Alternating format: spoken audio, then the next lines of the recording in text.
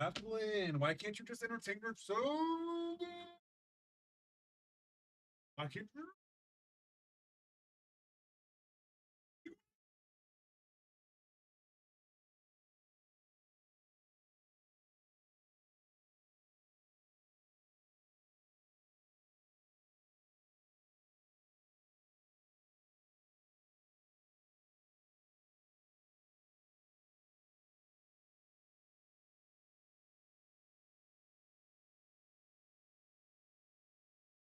Hey guys, Carl Jr. here. I just got finished making a bunch of movies, bunch of videos for the day. I gotta do a little workout, take care of the dog a little bit. I'm gonna play some of my videos on the background so that I can watch myself and judge myself. There's no harsher judge than yourself. But if you guys got any judgments for me, let me know because I'm very new to this and I'm trying to make it on YouTube. So without further ado, let's get to the vids.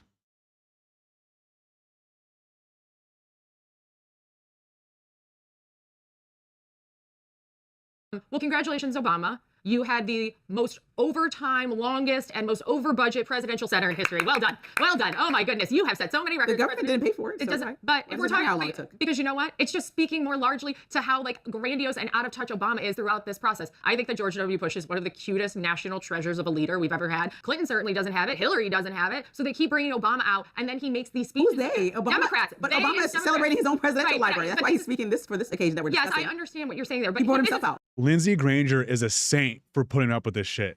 He has to deal with Robbie Suave, who is a gay libertarian that just loves Donald, that steelmans everything Donald Trump does. And now when he's not there, she has this just complete MAGA sycophant and a poster child for Obama derangement syndrome. And she goes on this absolute rant about Obama's milquetoast speech. It is unhinged. And this hate for Obama needs to be studied. I'm pretty sure it's just racism, but man, this is some wild stuff. Take a look, guys. Belief in the intrinsic dignity and worth of all people, and that no one is above the law or beneath its protection. A belief in checks and balances in our government and an accountability that comes with it, an independent judiciary and a robust free press. A belief that our military and law enforcement owe allegiance not to any president or political party, but to the people and our Constitution. That all sounds above water to me. Typical Obama speech. It's not negative. They're not attacking. He's not attacking anybody. He's just, a presidential speech. That is what it's supposed to sound like. President it's Obama nice took to get some back to veiled that. shots at President Trump during his remarks at the opening of the Obama Presidential Center in Chicago. Here's some more of his remarks. A belief in the peaceful transfer of power after the people have spoken in fair and free elections, recognizing that in a large, complicated society like ours, no group or faction gets its way 100% of the time. And a belief that qualities of character, honesty, integrity, kindness, compassion, a sense of duty and honor, those things matter in our public dealings, just as they do in our private lives. All right, I take back what he said. He is attacking Trump right here. But, he's not calling him a vermin, a Democrat, an enemy of the people. Like this is what presidential political, speak is supposed to look like. And the way Donald Trump has been doing it it's ridiculous. And I miss this so much. Well, one thing that actually just on the front end of this, they're now putting that ballistic glass in front of all presidents when they do outdoor. Yeah, it's because of all of Trump's fake assassination attempts, and the ones that were real were done by right wingers. Just did you notice that they had the glass? I didn't know that it wasn't. I guess I didn't know that it wasn't. They hadn't been doing that. They hadn't been doing that previously in that same fashion. That's a direct indication of what has been happening in our times with President Trump, all those assassination attempts.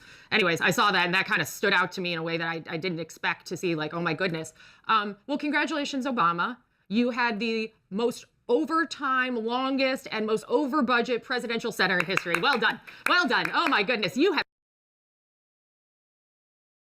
the disdain in that statement that she just said. Like, I could feel it. It feels like it's oozing of just envy and hate. Set so many records. The government didn't pay for it. It doesn't. But if we're talking how long it took. Because you know what? It's just speaking more largely to how like grandiose and out of touch Obama is throughout this process. But She's calling Obama grandiose. Are you fucking kidding me? What kind of an attack is that when your guy is Trump? That's fucking insane. In that speech. One, I really like when I see all the former presidents get together, just because I actually really love the sweet relationship that George W. Bush and Michelle Obama.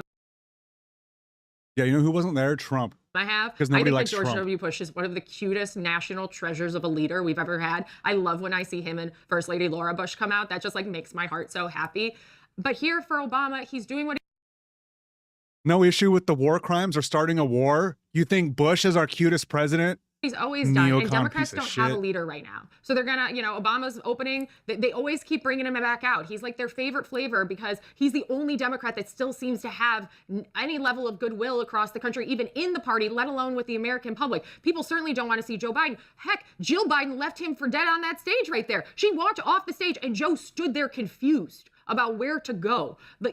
He doesn't have it. Clinton certainly doesn't have it. Hillary doesn't have it. So they keep bringing Obama out, and then he makes these speeches. Who's they? Obama, Democrats. But They Obama is Democrats. celebrating his own presidential Right, library. That's but why this he's is- speaking this for this occasion that we're Yes, discussing. I understand what you're saying there, but He brought this himself is, out. This is not the only instance. So let's not be demeaning about that comment I just made. No, he hasn't been. He hasn't been on the campaign trail. He popped up here and there. Obama hasn't been. He was for Biden, and when it comes to attacking Trump, the only Democrat that they like to seem to trot out is Obama, and he did it again in this moment. They didn't trot him out, but he did it again. He couldn't help himself, even in a moment, to not have to try and do this again. And so again, we're having this conversation not because the presidential library opened, but because he made comments about President Trump, and he's the one Democrat that has any goodwill that they believe left. So they keep I guarantee you, he will be out again. He goes out against the president. He goes and does interviews, and they bring him out to political events. So it's not that he's sidelined. He's the only Democrat leader that they keep bringing out. So for him to do that, I don't think that was the right move there. Talk about yourself. Talk about the goodwill. Let's move it forward. You're not running again. Knock it off.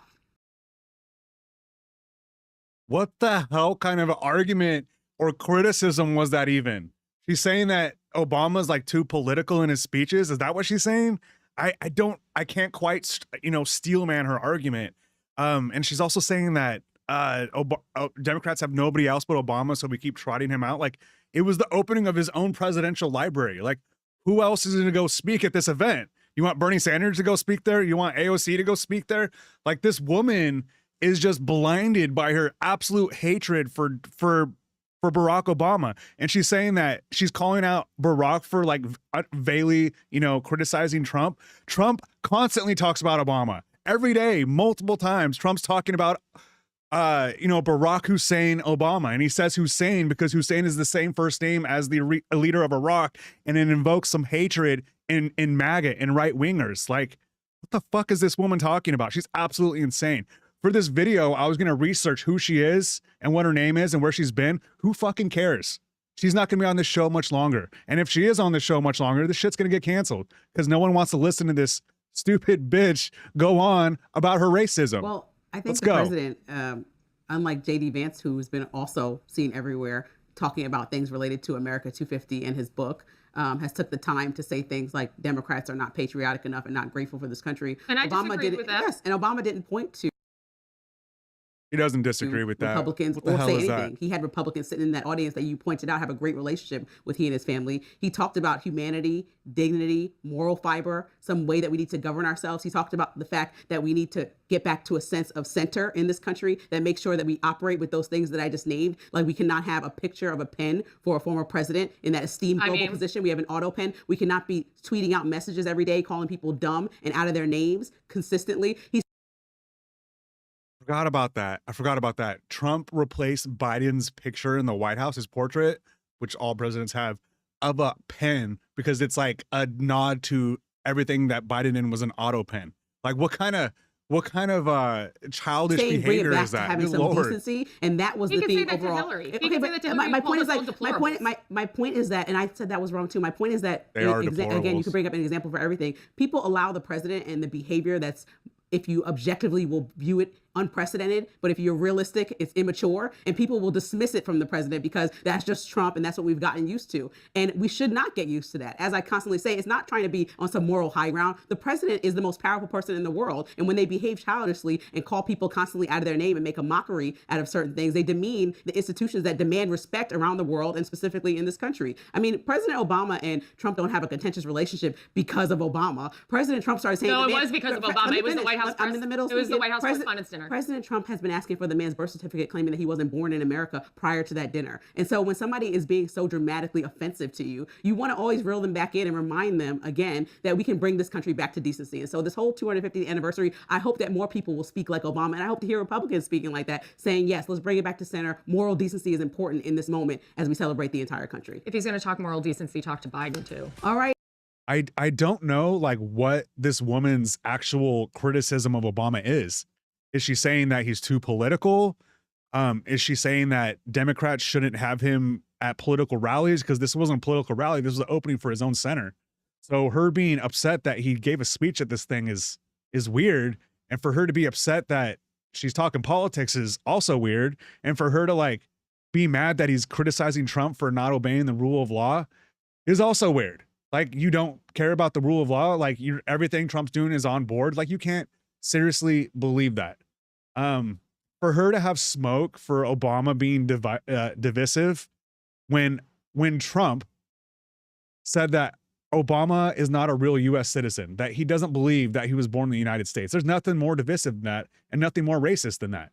So you don't have any smoke for that, but you have smoke for Obama's very milquetoast speech.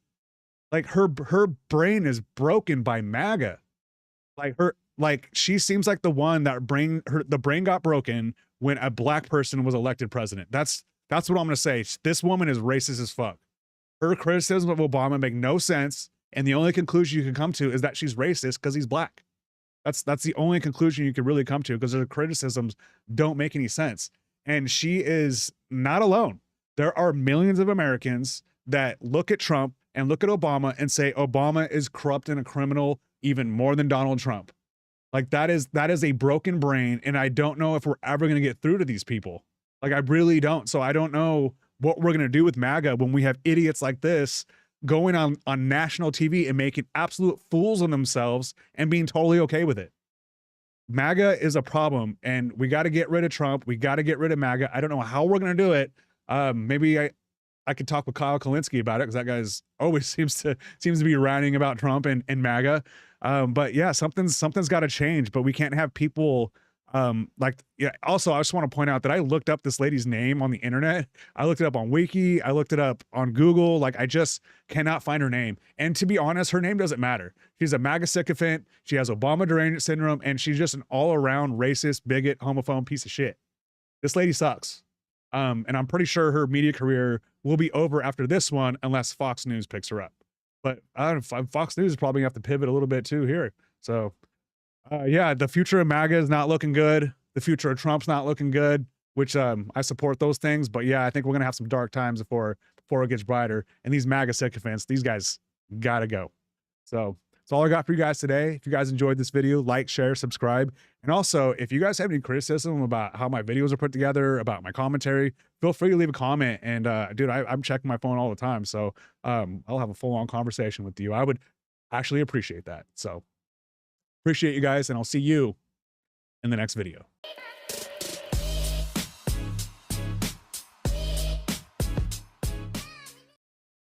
A 250-foot triumphant archway near Memorial Bridge, a 2-year-long Kennedy Center restoration project that's now stuck in a legal battle.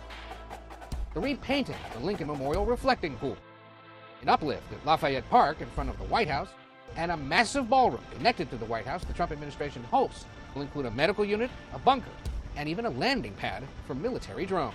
Instead of talking about the things that really matter to Americans, like healthcare, affordability, no new wars, we're talking about Trump's pet vanity projects. Let's take a look.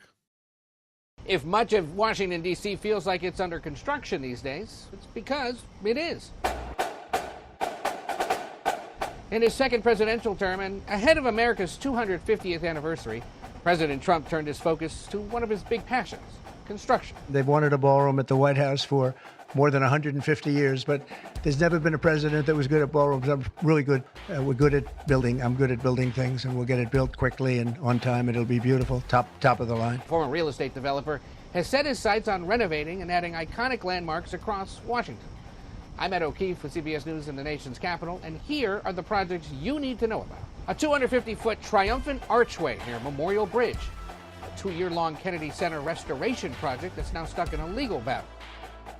The repainting of the Lincoln Memorial reflecting pool, an uplift at Lafayette Park in front of the White House, and a massive ballroom connected to the White House the Trump administration hopes will include a medical unit, a bunker, and even a landing pad for military drones.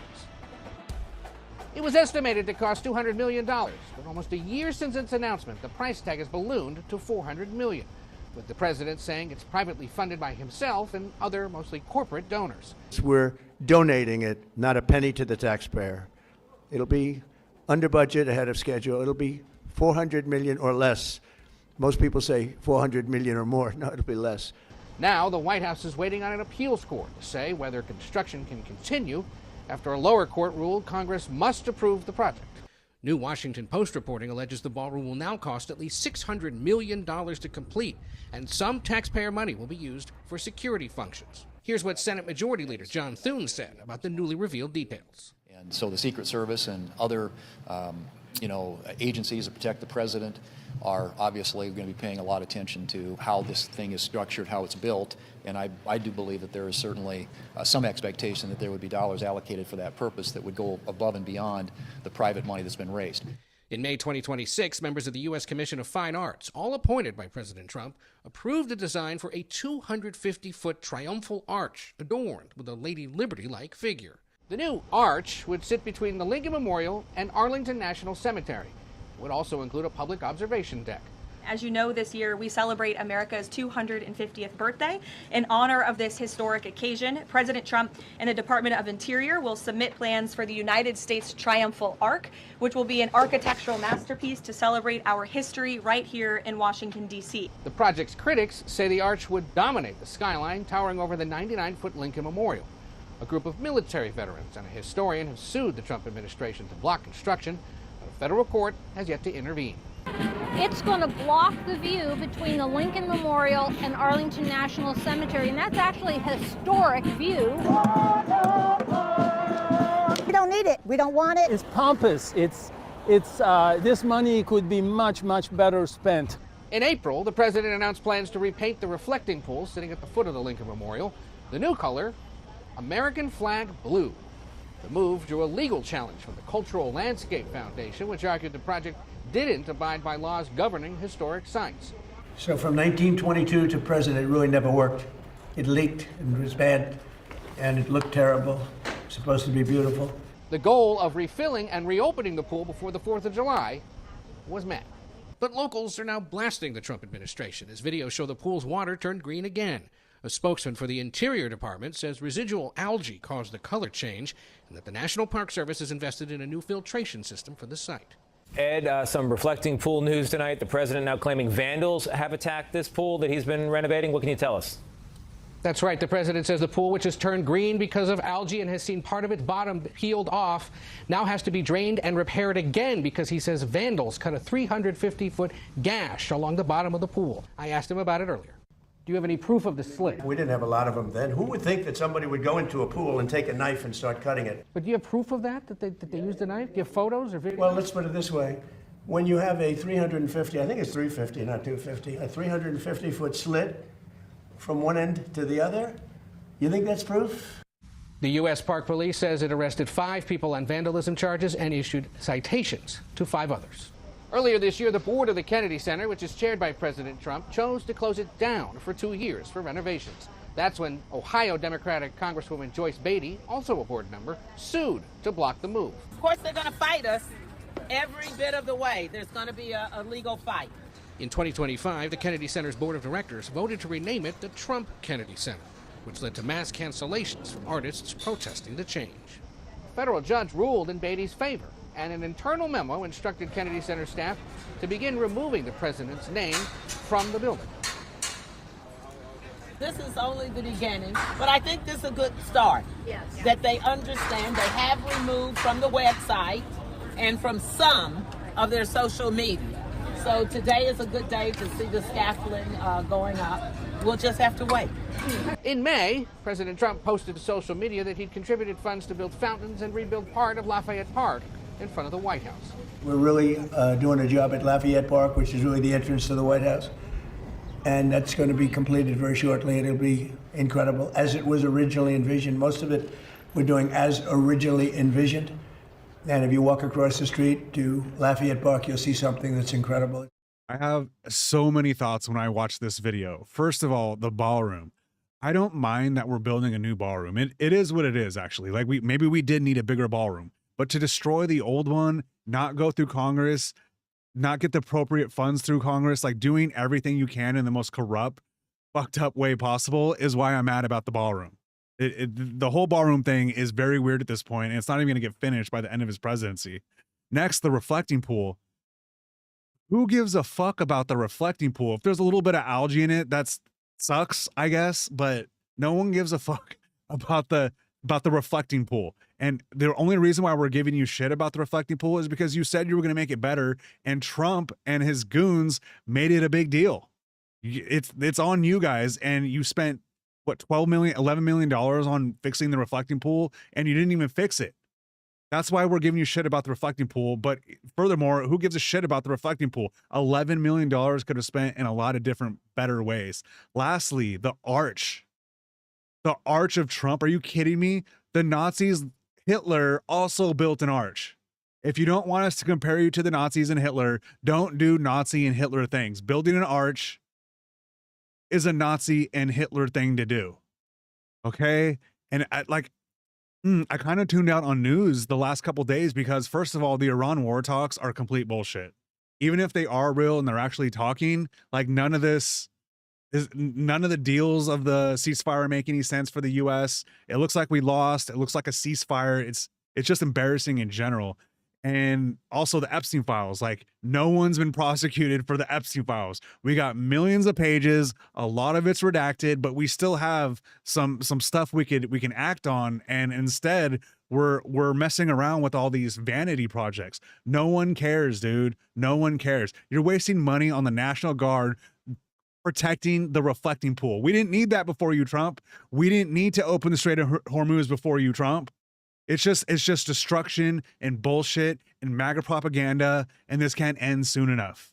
So that's all I got for you guys on the vanity projects. We need to not talk about the vanity projects as much and get back to the things that matter, like the Epstein files, no new wars, affordability, healthcare, for Christ's sake. All this is just distraction and noise, and we got to do better, America. We got to do better. So let's end rant for today. If you guys enjoyed this video, like, share, and subscribe, and I will see you in the next one.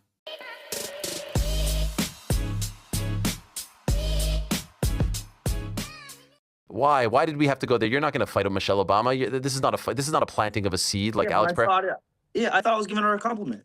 I don't think anyone viewed Michelle it as such. Obama being a man, that's like she knows how to deal with adversity. She knows how to work hard like a man. When you talk about the Jews or you talk about Hitler being a good guy and stuff like that, I think all companies are owned by someone and something. So if you piss people off, talk about that type of stuff, then yeah. Josh Hockett is the UFC fighter that called Michelle Obama a man after his White House fight. He then goes on Ariel Helwani's podcast where we discovered that he is a racist, he's a bigot, he's a misogynist, and he's also anti-Semitic. Let's take a look. And then you drop the Michelle Obama line. And I'm sitting there thinking like, why? Why did we have to go there? You're not going to fight with Michelle Obama. This is not a fight. This is not a planting of a seed like Alex Prayer. I thought I was giving her a compliment. I don't think anyone viewed it as such. Michelle Obama being a man, that's like she knows how to deal with adversity. She knows how to work hard like a man. When the times get tough, the Why does that come to mind in that moment? Like you just got this massive win of all the things you can say. Why even go there? I thought it was a perfect opportunity to, show the world how great this country is with the freedom of speech. You go somewhere and you say something like that and you die, and I'm not suicidal, by the way. I'm in good spirits. I'm a little under the weather right now, but other than that, I'm good. And so in other parts of the world, you say something like that and you're not here to speak to Ariel Helwani, so yeah, I don't know. There's a few ways. There's a few answers to that, and there's a certain side that pokes at another side, and there's no outrage there, and so I thought it was a perfect time to take a jab. Do you regret saying it? Oh, never. That's one thing about my career. I'm never gonna, man, I think I was watching a Cejudo video, and he was like, that's one thing I regret is like all the stuff I did.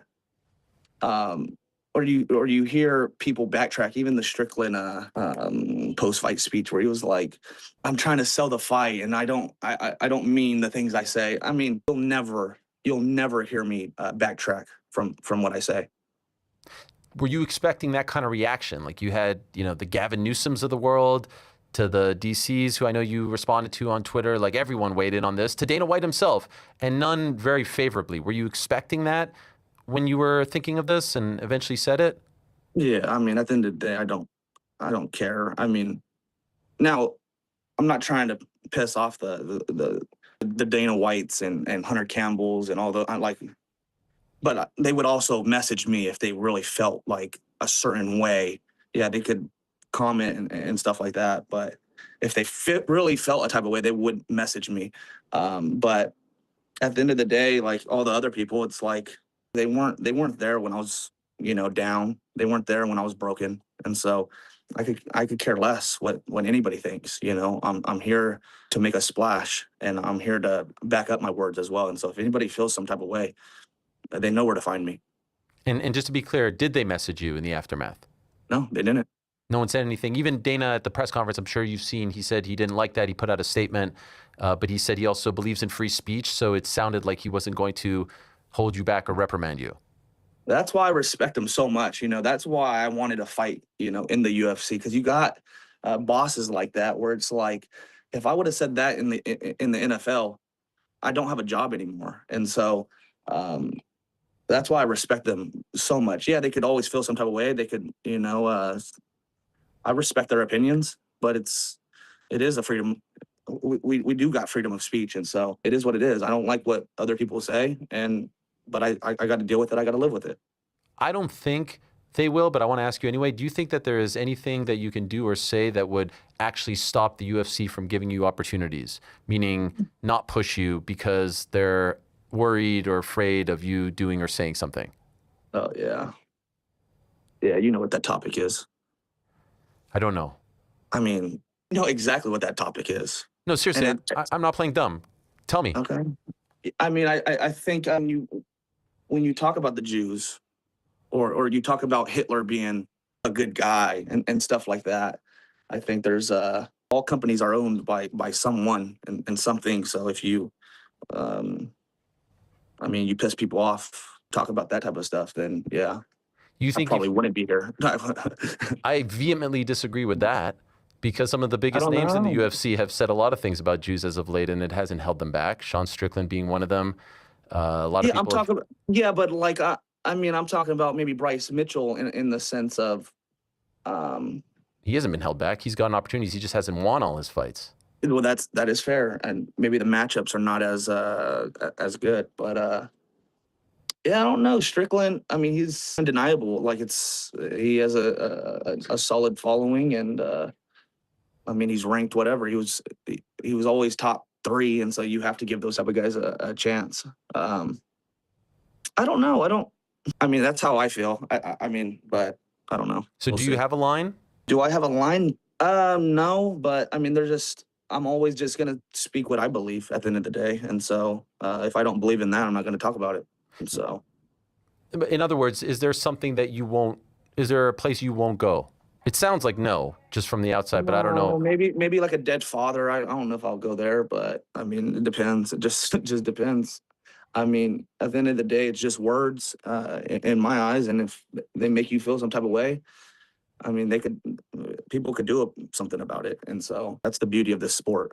Okay, that stammering, blubbering mess of an interview. Dude, I had to cut out so many just blank spots and him saying, and I mean, it was just constant. This guy is not, his unintelligence is oozing through the interview.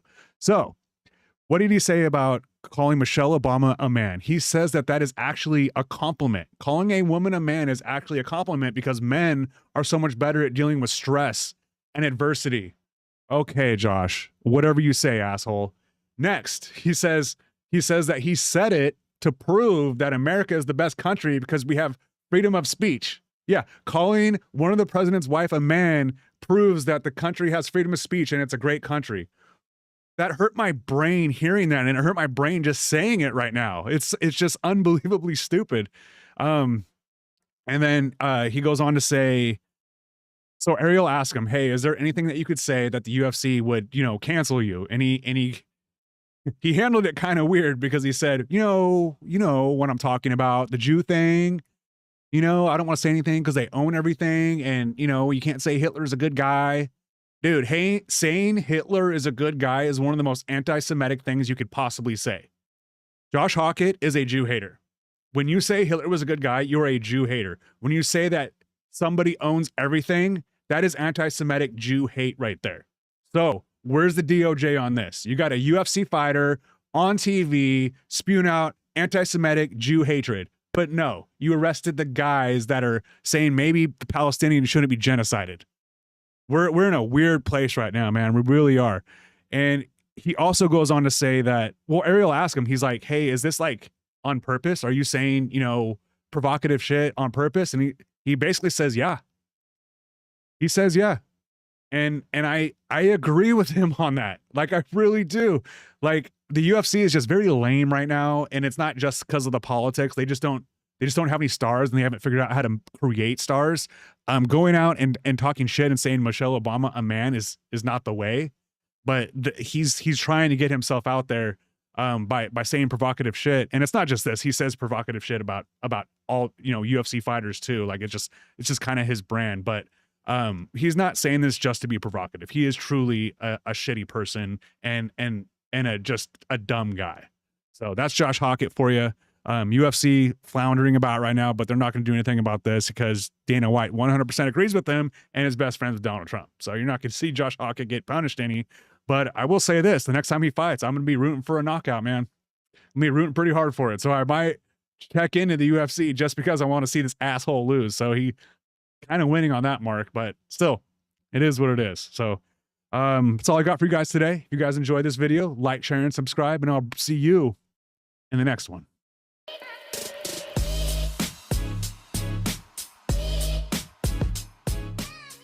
You had no evidence then, nor do you have any evidence now, that our colleague Senator Gallego is controlled by cartels, do you, Ms. Lake? Well, we provided the receipts. The father was a high-level drug trafficker, trafficking hundreds of thousands. You said that Ruben Gallego was controlled by the cartels. Kari Lake is back in the news. She has a job in the Trump administration as the advisor to global media. Yeah. The election denier is the advisor to global media. She had a failed Senate campaign. She had a failed governor campaign in Arizona. She lost that Senate campaign to Senator Ruben Gallego. She claims that Ruben Gallego is a drug trafficker and has provided zero evidence, and Senator Tim Kaine is going to ask her about it. Let's go. Senator Kaine. Thank you, Mr. Chair. Ms. Lake, in response to a question from Senator McCormick, you said that you were proud of the way you ran your campaigns in 2022 and 2024. I want to ask you a question. On September 27, 2024, you gave a TV interview about your opponent, then House member, now our colleague, Senator Gallego, in which you said he is, quote, controlled by the cartels. His own father was a Colombian drug trafficker, and so he's got links to the cartel. A PolitiFact article on October 3, a few days later, rated that pants on fire. And the title of the article, and I'd like to submit it for the record, Mr. Chair, is In Arizona Senate Race, Kari Lake Fabricates Link Between Ruben Gallego and Drug Cartels. Now, this is pretty undiplomatic behavior. And just for my colleagues, I hope you might read this story. Ruben, our colleague, has written a memoir about his very troubled upbringing and about the fact that he was abandoned by his father, who then did get into criminal trouble. He was abandoned by his father. He had to be raised by his mother. He was so furious at his father that he changed his last name to be his mother's maiden name, not his father's name. He talks about graduating from boot camp as a Marine, and after years of abandonment, his dad tried to show up and take credit for his own graduation from Marine boot camp. And he writes about how furious that made him and still makes him. He writes about how ashamed he is of his father, how angry he is at his father. Abandonment by a father is one of the most seminal tragedies of life. I mean, go back to the biblical phrase, my God, why hast thou forsaken me? This is not something to fool around with. Ms. Lake accused one of our sitting colleagues of being controlled by the cartels. You had no evidence then, nor do you have any evidence now, that our colleague Senator Gallego is controlled by cartels, do you, Ms. Lake? Well, we provided the receipts. The father was a high-level drug trafficker, trafficking hundreds of thousands. You said that Ruben Gallego was controlled by the cartels. You provided no evidence. This was rated pants on fire, a lie. You had no evidence then, and you have no evidence now that Ruben Gallego is controlled by cartels. Isn't that right? I thank you for the question, Senator Kaine. I do appreciate it. I don't know, and I'm not here to do reputational control or reputational How about an apology to our colleague? If you made that claim he was controlled by cartels, and now you're saying you don't know what the facts are, then you're acknowledging that your charge was wrong. How about apologizing to our colleague? I don't believe my charge was wrong. Okay. Ruben Gallego's father is a high-level drug That's not the question I asked you. He was a felon. That's not the question. You asserted he was controlled by cartels. You had no evidence then. You have no evidence now. You're unwilling to admit it. And here's something that's even worse, Mr. Chair. That was during the heat of a campaign. Sometimes we say things during campaigns that we go too far. She's continued to repeat this as a sitting member of the Trump administration. A couple months ago, Ruben Gallego put out a tweet against the invasion of Venezuela. He didn't mention Ms. Lake. He just said he was against it. And she, at 2:35 in the morning the following day, responded, "You are a member of a Mexican cartel family. You are also a fraud. No one is surprised by your take." She's continuing to repeat a lie. She just told the committee she has no idea whether it's true or false, but she was glad to say it, and she won't retract it now. That should be disqualifying. Mr. Sugar, I got a question for you. Kari Lake is just a straight up election denier. I don't know if she genuinely believes it, that Trump lost his election in 2020, that she lost her election in 2022, she lost her election in 2024. She claims election fraud in all of those. So I don't know if she actually believes that or she's just a liar. Maybe a little bit of both. I don't know. But the idea that Kari Lake is going to be the ambassador to Jamaica, are you fucking kidding me? I'm not saying we have to have a black person do that, but we can't have the whitest of white Karens be the ambassador to Jamaica. That's absolutely absurd. And what makes her qualified to be the advisor to global media? Absolutely nothing. Her only qualification is that she's an election denier. Absolutely absurd. The fact that Kari Lake is still around and in the Trump sphere and in our lives, man, that fucking sucks, because this woman is a complete lying piece of shit. Like, this woman has got to go. Kari Lake is one of the worst members of MAGA that exists. I don't know if she was like this before Trump or Trump made her like this, but Kari Lake has got to go. He's going to get that ambassador job, but man, she's got to be on that list of people that are going to get taken down when Trump and MAGA die. And I can't wait for that day. When that day comes, I will bring that to you guys. So if you guys want to be here for that with me, please like, share, and subscribe, and I will see you in the next video.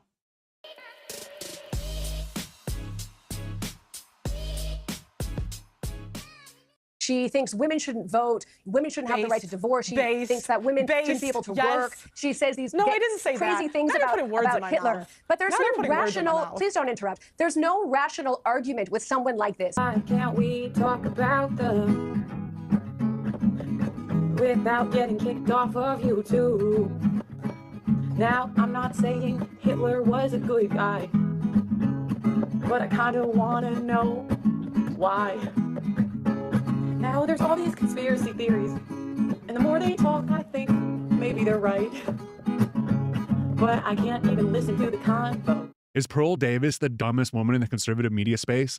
Let's go to the worst, best show on the internet, Piers Morgan Uncensored. Welcome back to Piers Morgan Uncensored. Pearl Davis is the self-styled anti-feminist influencer who's creating major buzz online with a contrarian view. She's appeared in a couple of debates on this show. It's called Uncensored after all. We welcome any honestly held opinions. But this week, she's facing a major backlash for posting a song titled Why Can't We Talk About the Jews, which she dedicated to far-right commentator Nick Fuentes before later deleting it. Why can't we talk about them without getting kicked off of YouTube? Now, I'm not saying Hitler was a good guy, but I kind of want to know why. Now, there's all these conspiracy theories, and the more they talk, I think maybe they're right. But but I can't even listen to the convo.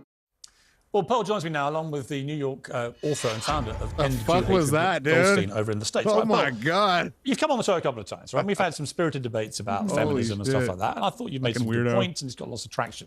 Then I wake up the other day and I see this thing that's trending involving you doing this. Why is she song. smiling like she's about to laugh? I couldn't really believe what I was watching. I didn't know why did you find it funny? Huh? Did you find it funny? I mean, you know the backlash to it. I mean, you deleted it. You obviously thought you shouldn't have posted it. Mm-hmm. Why did you do that? Genuine question.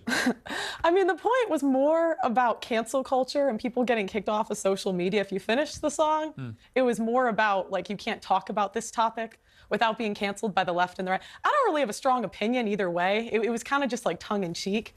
I didn't really expect it to get that crazy. It wasn't dedicated to anyone. I don't know why they say that, but that's not true. I mean, Nick Fuentes is a white supremacist. He's a Holocaust denier.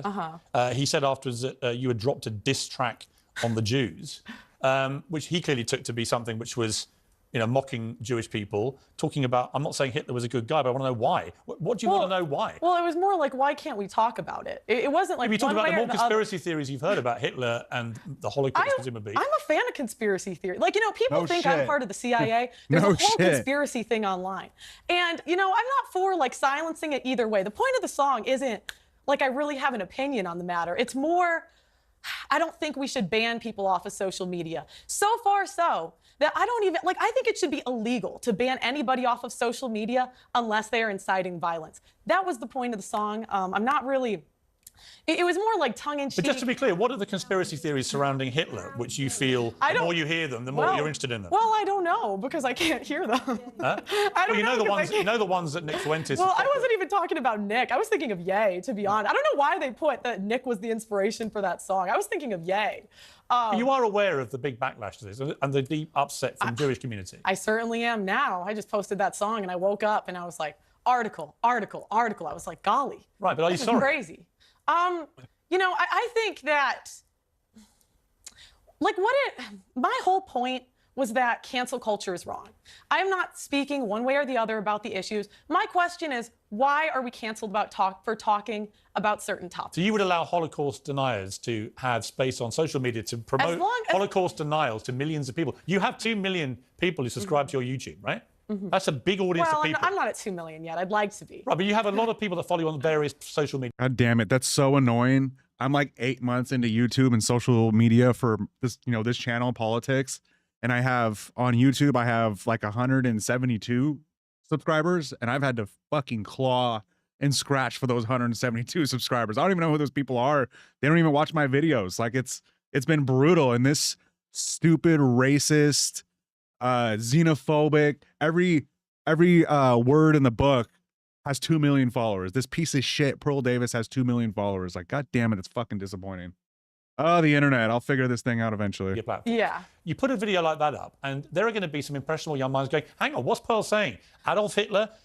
Not saying he's a good guy, but I want to know why. The more conspiracies theories I hear, the more I have to think about it. But I took that to mean that you agree with Fuentes. Why did you cut off the end of the song? I said, but we can't even have the conversation. What is the conversation you want to have? Without being canceled by the left and the right. The point is any speech. No, it's not any speech. It's not any speech. What is the conversation about Hitler and conspiracy theories and the Holocaust that you want to have? I don't want to have any conversation. My lane is feminism. That's what you're singing about Adolf Hitler. Can I finish? Yeah, but you are singing about Hitler. Okay. So you do want to have that conversation. I want anybody that wants to speak on social media to be able to speak about what they want to talk about. So he asked her earlier, what conspiracies are you talking about? That was like a few minutes ago. And then he just re-asked Pearl, what do you want to talk about with regards to conspiracies and the Holocaust? And she keeps on, well, I'm a feminist.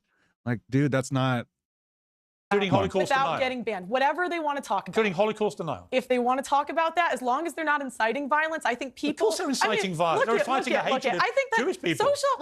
Social media is the new town square, right? You used to be able to go and say your opinions in the town square. Now we have corporations censoring what can and cannot be said. And I think that's wrong. I think that should be illegal. Well, let me bring in Brooke, who's been listening to this. Brooke, you would have to vote to change anything like that. But Pearl, you don't want women to vote. So do you vote, Pearl? Interesting. Pearl quite understands why the wording of this song, which she deleted, to be clear, so obviously realised this had not played out maybe the way she hoped. The offence it's caused to the Jewish community. Why was it so offensive? Well, first of all, I want to thank you for having me on and for highlighting this issue, not necessarily highlighting Pearl, but highlighting the issue that what you pointed out is that we're really facing a crisis of societal conscience, where someone like Pearl, who engages in hate speech, and actually the irony is she's complaining about being canceled, and yet she's on your platform. She has millions of viewers on the internet and on social media, and she's complaining about being canceled. The crisis is that this is what is profitable now. This clickbait, this type of racial incitement is profitable on the internet. Ooh. And, you know, I'm sitting here, I'm listening to Pearl. I don't know if she's just plain stupid or she's actually quite intelligent and knows that what she's doing is so sensational that it's going to make her a lot of money. But I want to say one thing. Pearl will disappear.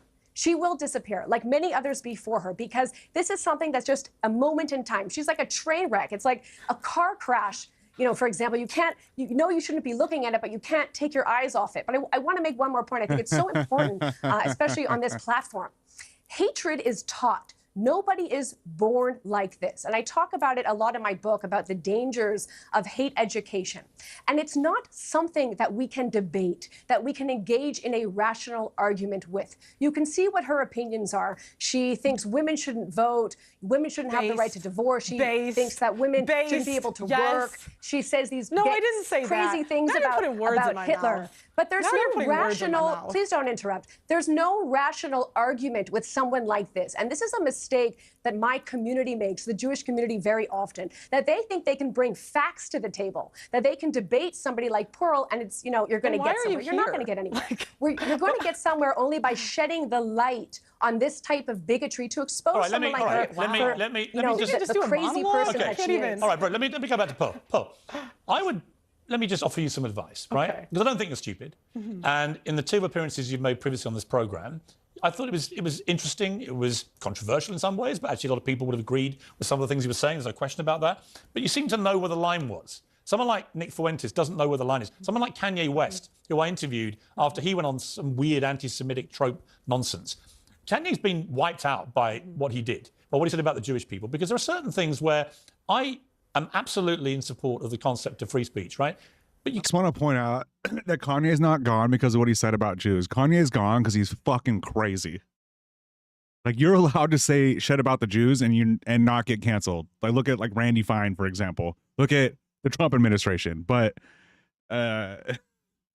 dude's still Kanye is just a psychopath. Can't go around telling Jewish people the Holocaust didn't happen as Fuentes. And people like Fuentes does say things like that. But I'm not him. So you're bringing me up. So it's like when you sing a song. Right. And you talk about Hitler. Who determines what the line is, Pierce? Well, I'm asking who determines? Do you get to determine it? Does she get to determine I'm asking you Who gets to determine what the line is? I'm asking you to work. The people that own the social media companies get to determine the line. It's their company. They put the money into it. They built it. They get to determine the line. Look at look at TikTok, for example. On TikTok, you can't. I don't even know what you could say on TikTok. Like when you go on the lives or whatever, like it's very unclear what gets you banned. And then go to X and you could say literally anything on X. So like the difference between the companies are stark, but I don't hear you saying that we need to take down X. I hear you more talking about taking down Facebook because they agree with you less. So that argument sucks, especially from the right wing. In your head, I'm saying you're not a stupid person. When you say, I'm not saying Hitler was a good guy, but I want to know why. Right? When you talk about the more conspiracy theories about him I hear, the more I'm like, well, that's interesting. I'm just like agog that even now you don't seem to really grasp why singing that and releasing it to millions of people is incredibly offensive to Jewish people. I think at the end of the day, Pierce, I don't think it's for you to determine what speech should be allowed and not allowed. What about you determining? Why did you delete it? Why did I delete it? Yeah. Because it was just a headache, Pierce. Because you knew it was wrong? I just think it's like, it's not the hill I'm trying to die on. Right, but why did you choose that hill to die on? I didn't choose this hill to die on. You did. You released the video. I also released 10 different videos about 10 different other topics. But they're not talking about Adolf Hitler, are they? Are we not allowed to talk about him? You can talk about Hitler right to the point you say the more conspiracy theories I hear about him. Look, I think that anyone should be allowed to speak about any conspiracy theory on social media. That is my point. It's not about Hitler. It's not If about you really the believe what you Holocaust. did wasn't wrong, you wouldn't have deleted it. Oh, wow. Okay. Don't you think? Hold on. Not about Hitler. It's not If about you really the believe what you Holocaust. did wasn't wrong, you wouldn't have deleted it. Oh, wow. Okay. Don't you think? I agree with Pearl. Jesus, dude. Go on, bro. If I may just say one thing, as an attorney, I have to say that I do agree with her, that I am a free speech purist. And I think that even bigotry should be able to be spoken in the public sphere. But the problem of cancel culture is not against anti-Jewish speech. I think that's very clear. We see the scourge of anti-Semitism and Jew hatred rising on the internet. The problem is that there's no consequences for it. And the way that private companies How are there no consequences for it? Canceling is True. they're going after What I was saying. pro-Jewish speech. They're going after pro-Israel speech. I can't tell you how many times I'm contacted by people, and often my own clients, who are shut down on social media for saying anything positive about Jewish people, about Judaism, or about Israel. Yet these social media companies are unequally applying their own standards. And, you know, while they're, for example, shutting down COVID deniers, they are allowing Holocaust denial speech. They are allowing people like Pearl to spew her hatred. So if we are really free speech purists, and that's what we are saying that companies should do, they should allow all speech. Yeah, I hear you. Listen, I would They're just say not. this to you, Pearl. Unless it's incitement to immediate violence. They're I not would free say this to speech you, Pearl. theorists. So we agree. No, Wow. Pearl, I would say this to you in conclusion. We're all on the same Listen, team now. In, We're in conclusion, look, you deleted this, so you clearly felt bad about what you'd put up, or you wouldn't have deleted it. You accept that? No.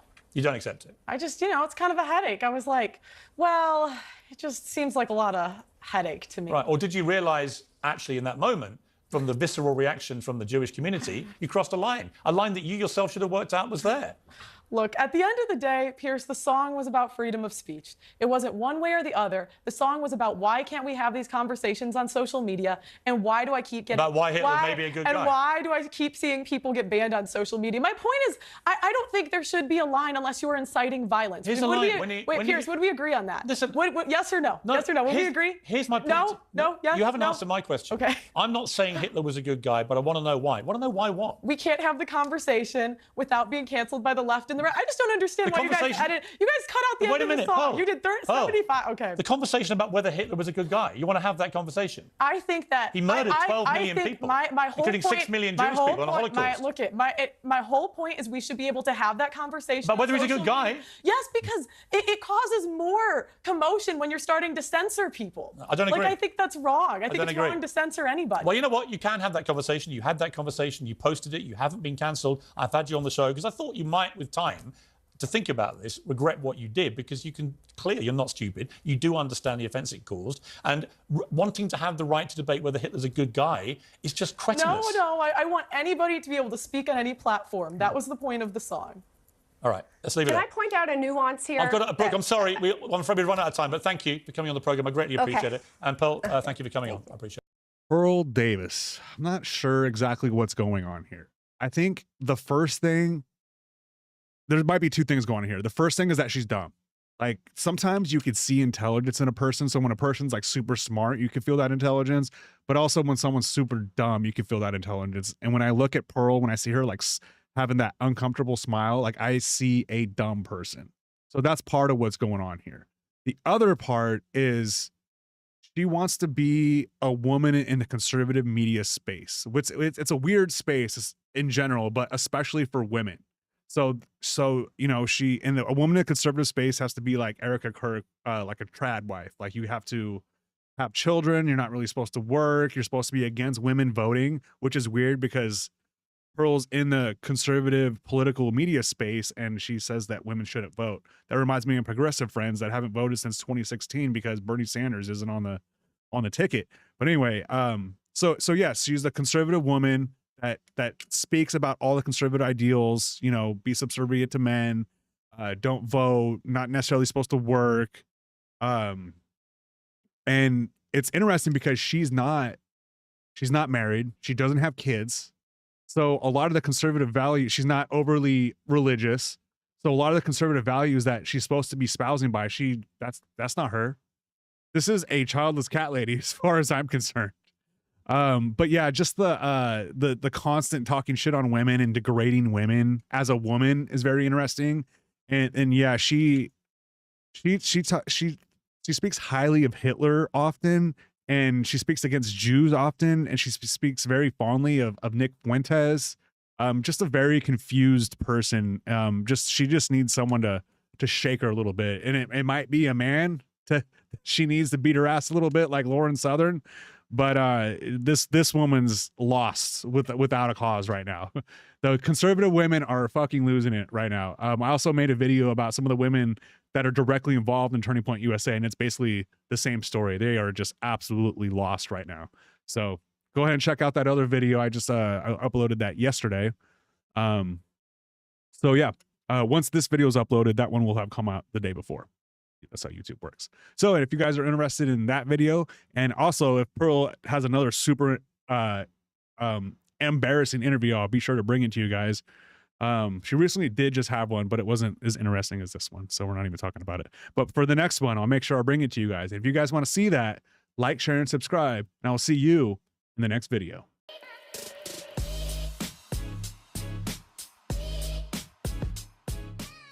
I don't think women should vote anyways. If somebody asked me, if the government was like, okay, if we could have a more conservative country, if all women gave up their vote, I would gladly give up my right to vote to have a more conservative country. There's a lot of churches that talk about it. Stone argues that women voters are too liberal, so the U.S. should shift to a one vote per household system. You guys might have heard of a trad wife before. A trad wife is a traditional wife. It's a woman that stays home, wears the apron, does the dishes, cooks, cleans, takes care of the kids, has kids, doesn't vote, doesn't work, doesn't talk back to the husband, basically a second-class citizen. So the conservative movement, more religious side, believes in this, that women shouldn't vote. So the conservative movement is having a tough moment right now, because a lot of them, the really conservative side, are like, women shouldn't vote, and then the other women on that side are like, maybe I should vote.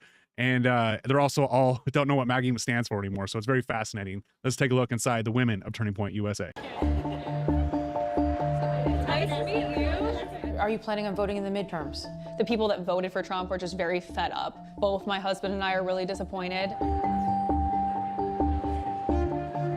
What is the number one motivating factor for you when you decide, who you're going to vote for?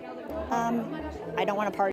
I'm telling you, man, that lady lives in Pacific Beach. I think her son worked at my bar, man. I think this is her, dude. That's gonna tell my son he can cut off his penis. Your plan is to vote Republican? Yes. The Republican Party is the party of freedom. Okay. These are some of the voters that Donald Trump and his Republican Party desperately need in order to hold on to power. Conservative, mostly Christian women at a leadership summit hosted by Turning Point USA. The right-wing music advocacy group led by Erica Kirk after the assassination of her husband, Charlie Kirk. Love you guys. Turning Point is influential with young voters. President Donald Trump has credited the organization with helping him get reelected and bringing more young voters into the conservative movement. It's such a great place to be in here in America, is being young, being a female, being conservative. They all just play hand in hand together. But fractures in this movement are emerging. A main stage headliner is no longer backing Trump or Republicans, saying she won't vote in the midterms. He made it seem like everything was going to become more affordable. Now the economy's worse. He promised no more. What the fuck is going on with this lady's face? She has this orange tint to her face. Look at her neck, and then look at her face. Beautiful woman. Absolutely beautiful woman. She doesn't need any plastic surgery. She needs nothing, and she needs way less makeup. She probably looks beautiful without makeup. But like, this is what we call Mar-a-Lago face. You get the plastic surgery, which I'm not saying she has a bunch of plastic surgery, but a copious amounts of makeup, and she looks orange. That's Donald Trump's, hallmark. Like, make sure your face is a different tint than the rest of your body. This woman's doing it. Or wars in the Middle East, and we are in a war. So it's disappointing. Thank you so much. Thank you. Savannah Stone is a 21-year-old trad wife influencer with 800,000 followers on social media. She is a rising star in Christian conservative circles, even though she embraces highly controversial fringe positions. I'm going to start this off really strong. I don't think women should vote anyways. If somebody asked me, if the government was like, okay, If we could have a more conservative country, if all women gave up their vote, I would gladly give up my right to vote to have a more conservative country. There's a lot of churches that talk about it. Well, you know, if we do have a more conservative country, you won't be voting anyway. So if you want to not vote, why don't you just not vote now? Like, that's the fuck, dude. That she's so beautiful, but how is she so stupid? It's crazy. Stone argues that women voters are too liberal, so the U.S. should shift to a one vote per household system. Now, is that a hill I'm going to die on and run for office and try to complete? No. That's not my main message. That's just one of the opinions that I hold, because I think it would be better for society. I actually do agree with her. I would as well give up my vote if it got rid of things like abortion.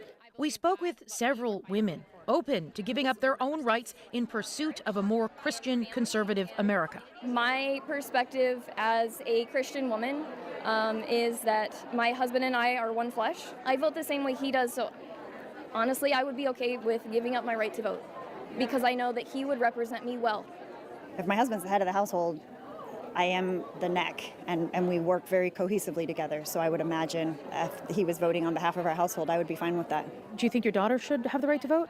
I'd be okay if she didn't, because I also know she's going to marry a biblical man, that they would also be in line. Why don't you all just stop voting? Women here say this remains a conversation for the fringe.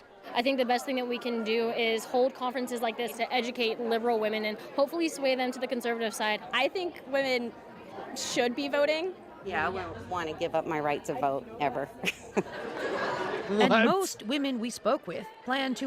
So the leader of the conference is saying, I would gladly give up my vote, but she votes. And then some of the women, half of the women are like, yeah, I don't need to vote, but you vote. And then the other half of the women are like, I'm not giving up my vote. What the fuck, dude? What is happening? Exercise their right to vote in the midterm elections. Most plan to support Republican candidates. Most are united by their socially conservative views. You know, it's all about the love. It's the transgender agenda. It's the, I don't feel like schools need to be teaching, go back to reading, writing, arithmetic. What is the number one motivating factor for you when you decide, who you're going to vote for? I don't want a party that's going to tell my son he can cut off his penis. I don't want to vote for a party that tells whites they don't matter. This is no place for Turning Point USA. They promote bigotry, they promote racism, they promote, things that we're against as human nature. Wherever this movement is headed, expect protests to follow. They're resisting. Are we having fun yet? Some demonstrators outside this event dressed as characters from The Handmaid's Tale, the dystopian book and TV series, to make their point. I have a problem with them trying to persuade people that their goal in life as a woman is to keep house and raise babies. What? You want to come say something to me, sweetheart? Yeah, I will. Tensions here are raw. All of it yet another example of the deeply polarized politics of the moment. Women hold up half the sky, Charlie Kirk deserves to die. Look, the protesters are exactly correct. Like, basically the woman that was running this event, Erica Kirk, they're trad wives where their job is to be subservient to their husband and just have kids and raise a family. Like, you don't talk back to your husband, you don't vote, your husband votes, you don't get to make money. It basically they're trying to push women back to how women's role was in the household back like in the 50s or even like before that. So yeah, they're trying to conserve the fact that women had less rights back in the day. And it's crazy to see women doing this. Like, I understand Charlie Kirk doing it, but like women doing it, Erica Kirk pushing for women not to vote, that's something. All right. True. These protesters' shouts infuriating some inside the Women's Summit. Happiness comes and goes, and I pray that you find it. Motivating others to push ahead, create the change they seek. So this is a conservative woman. Like, they want conservative women. Let me get this straight. Conservative women. Okay, let's just take the women in this room. Half of them don't want women to be able to vote. The other half want to vote. So half of them don't want women to vote, but they're at a political action conference. And then the other half want to vote, but they're hanging out with a bunch of women that want to take away their right to vote. The fuck? And then also, like, the conservative movement in general is not nice to women. Like, how many women are in the cabinet? Well, there is a few. That's a bad example, but you know, like, Trump hates women, dude. What are all the reporters that are getting bagged on by Trump? What are they? They're women. Are there any highlights really of Donald Trump like bagging on a male reporter? Not really. Like, we just saw Peter Doocy or Steve Doocy, whatever his fucking name is. He bagged on Trump right to Trump's face, and he just kind of took it. If that was a woman, he would have freaked out. He'd have been, listen, piggy. So anyway, yeah, women, like conservative women, have to understand you are a second-class citizen. Charlie Kirk preached for this shit, dude. You're a woman. You need to stay home and raise the kids. And then you got Erica Kirk, who was a trad wife. She stayed at home. She wasn't in public ever. Like, she was the trad wife, and her husband got killed, and now she's like at the head of Turning Point USA. Charlie Kirk would have never wanted a woman at the head of his political action conference. Absolutely fucking not. And at the other end of the spectrum, you have like Lauren Southern, who was a trad wife, and she was super proud of it for years. And then, I don't know, her husband was probably beating her ass, and she realized that this shit's stupid. So conservative women are super lost. The other thing that was interesting in this is that the woman in the beginning said that, first of all, she said she thinks women shouldn't vote, but also she's not going to vote in the next election because she doesn't know what to do. Like Trump is doing a lot of the shit he said he wasn't going to do. He's not following through on his promises. So how do you even vote for a guy that didn't do any of the shit that he said he was going to do? So even MAGA understands that. So what she said was she wasn't going to vote in the midterms. So that's what I think is going to really make the midterms work for the Democrats, is that I think MAGA and Republicans they're just not going to vote. Democrats going to vote. We're very motivated, but MAGA's probably just not going to vote in the midterms. And that's how the Democrats will end up taking over, is MAGA's just going to sit this one out, and they're going to lose everything. And it's going to be so sweet. And when that happens, I'll bring it to you guys. And if you guys want to see that, like, share, and subscribe, and I will see you in the next one.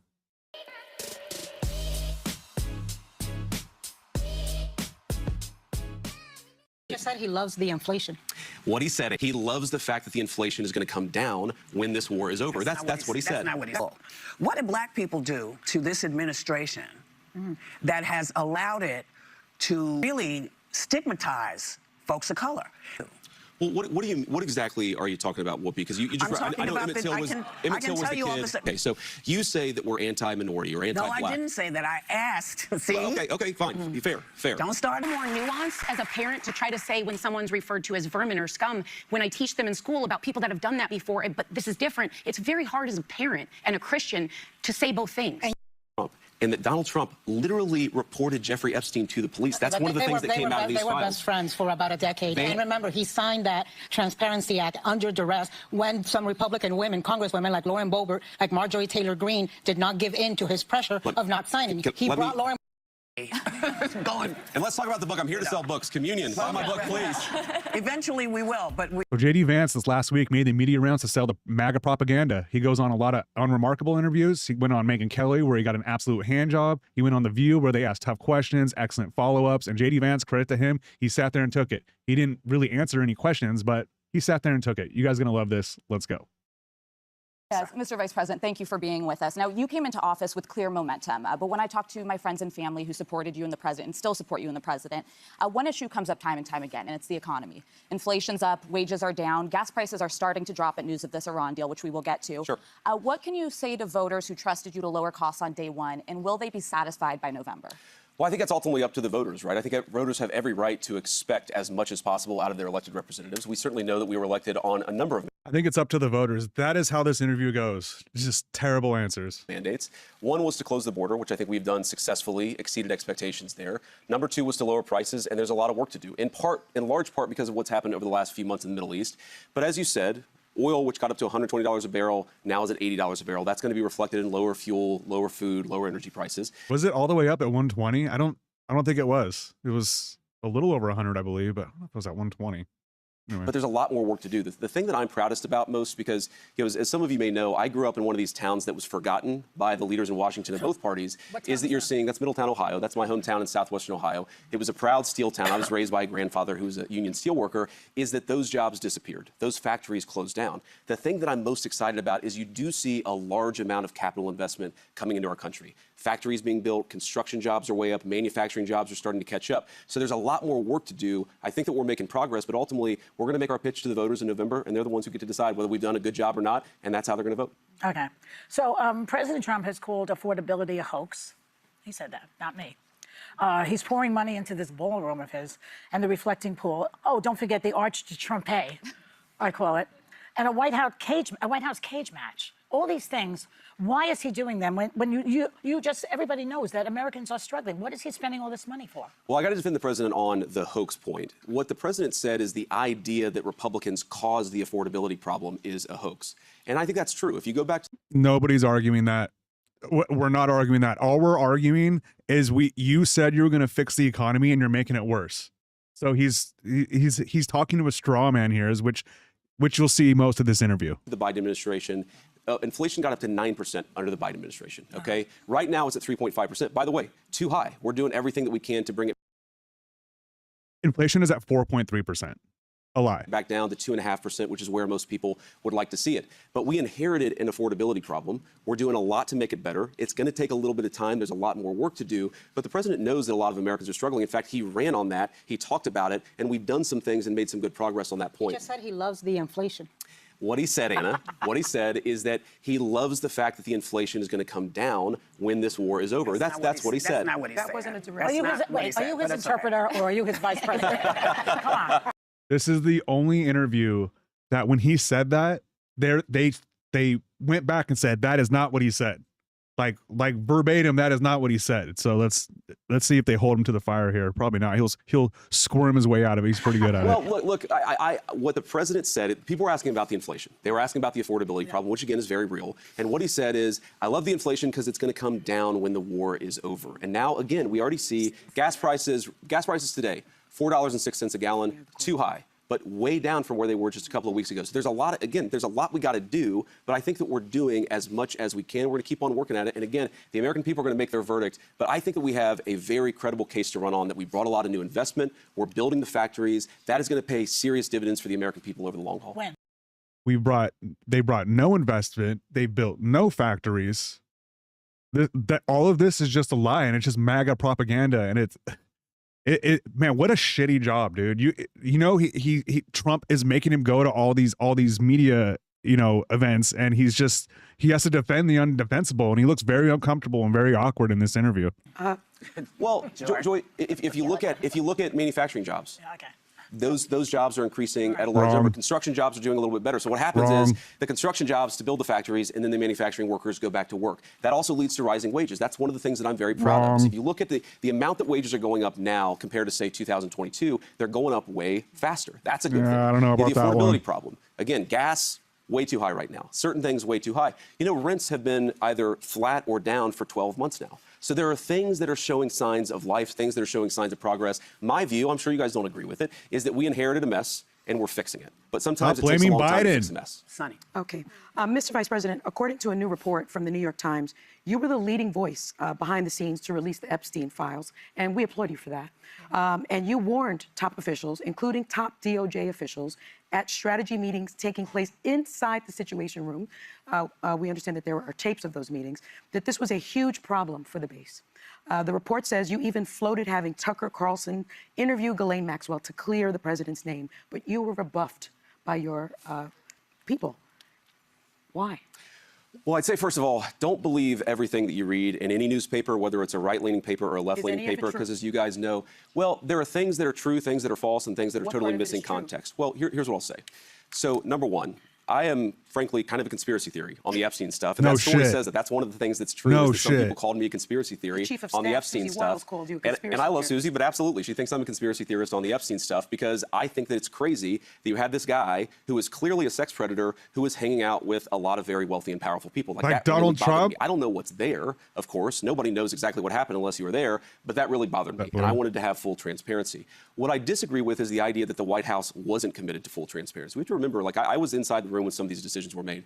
The Epstein Files Transparency Act, the one that the president signed, the one that led to all these files that we're seeing, the emails. By the way, again, sorry, I do have to defend my boss. I know you guys don't always appreciate this, but, you know, one of the things you see in the Epstein emails is that Jeffrey Epstein hated Donald Trump, and that Donald Trump literally reported Jeffrey Epstein to the police. That's one of the things that came out of these files. They were files. best friends for about a decade. And remember, he signed that Transparency Act under duress when some Republican women, congresswomen like Lauren Boebert, like Marjorie Taylor Greene, did not give in to his pressure of not signing. He brought Lauren Boebert into the Situation Room to pressure her into caving on not voting for that bill. So let me respond to that. So That's all true.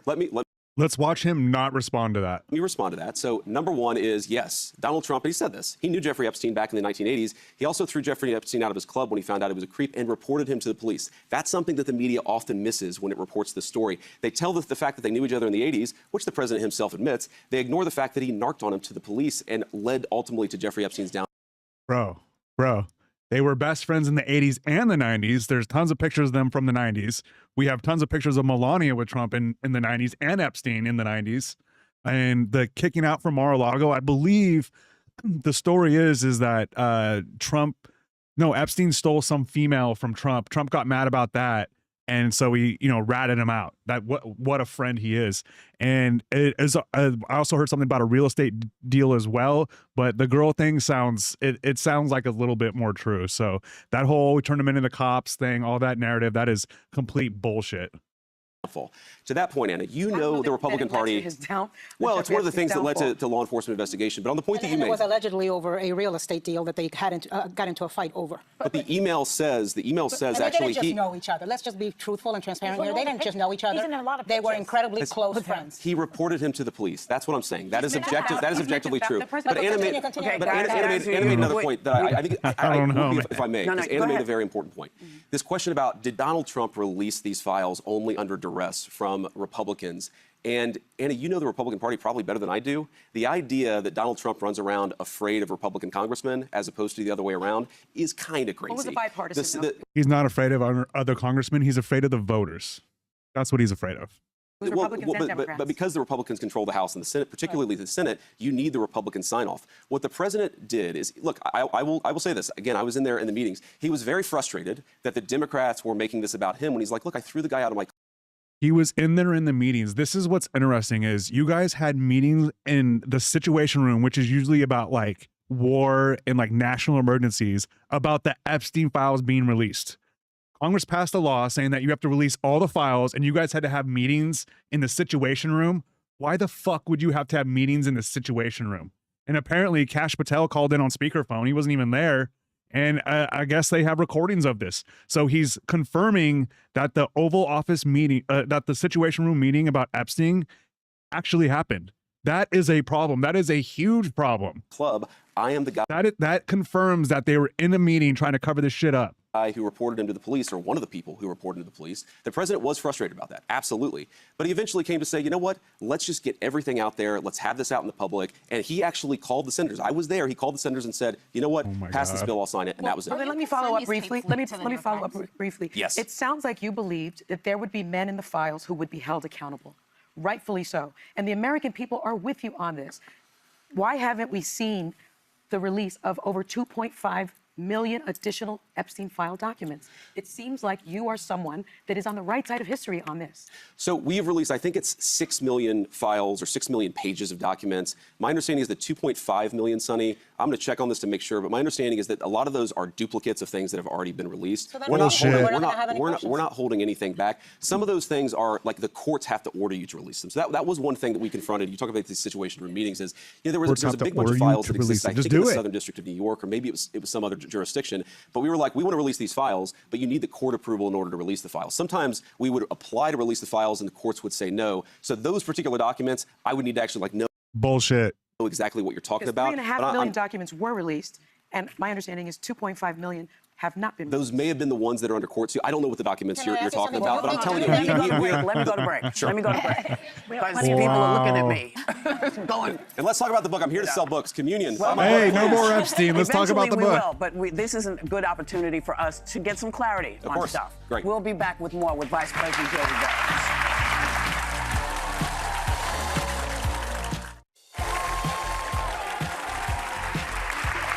We are back with Vice President J.D. Vance. Sarah, you got the question. Yes, Mr. Vice President. In your new book, Communion, you write about. Damn. They kind of let him off the hook on the Epstein stuff. Like right in the middle of that conversation, they had to go to break. He starts talking about his book. They let him off the hook on the Epstein stuff. Damn. I guess you got to move on and talk about what you want to talk about, but they kind of let him off the hook on that one. But still, that was a grilling that Trump or Vance has not taken on Epstein since this whole thing has gone down, essentially. So I'm still stoked about that. Your personal evolution with faith, from evangelical to atheist to Catholic convert. And you also explain your evolution similarly on Trump, from calling him America's Hitler to America's best hope.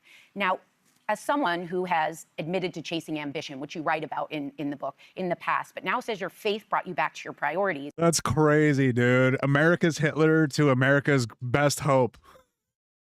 Wow. I have to kind of use your own words that sit with me from 2016. Sure. Fellow Christians, everyone is watching when we apologize for this man. Lord help us. And I think about that all the time because as a fellow Christian, that is something that weighs on my heart as I watch this country and the leadership at the top, because it's also something I have to explain to my kids, which I know we also share, this idea that our greatest privilege and responsibility are these young people we're raising. Of course. So help me find the words to explain to my children what they're witnessing right now. Well, you know, first of all, it's been well covered that I was a critic of Donald Trump back in 2015. He's about to blame Biden as the Vice President of the United States in the Trump administration.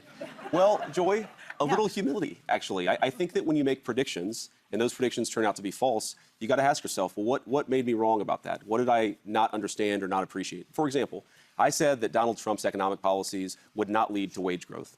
They did in the first term. That was actually a major thing. I said that we couldn't bring back any of those factory jobs because I kind of had given into this idea that those jobs were disappearing. But actually, Donald Trump, you saw a manufacturing boom during that administration. So there's a certain point. Let me just. So there's a certain point where you say, you know, I made predictions about this. I ended up being wrong. Yeah. And in politics and anything, I think it's important to just say, you know what?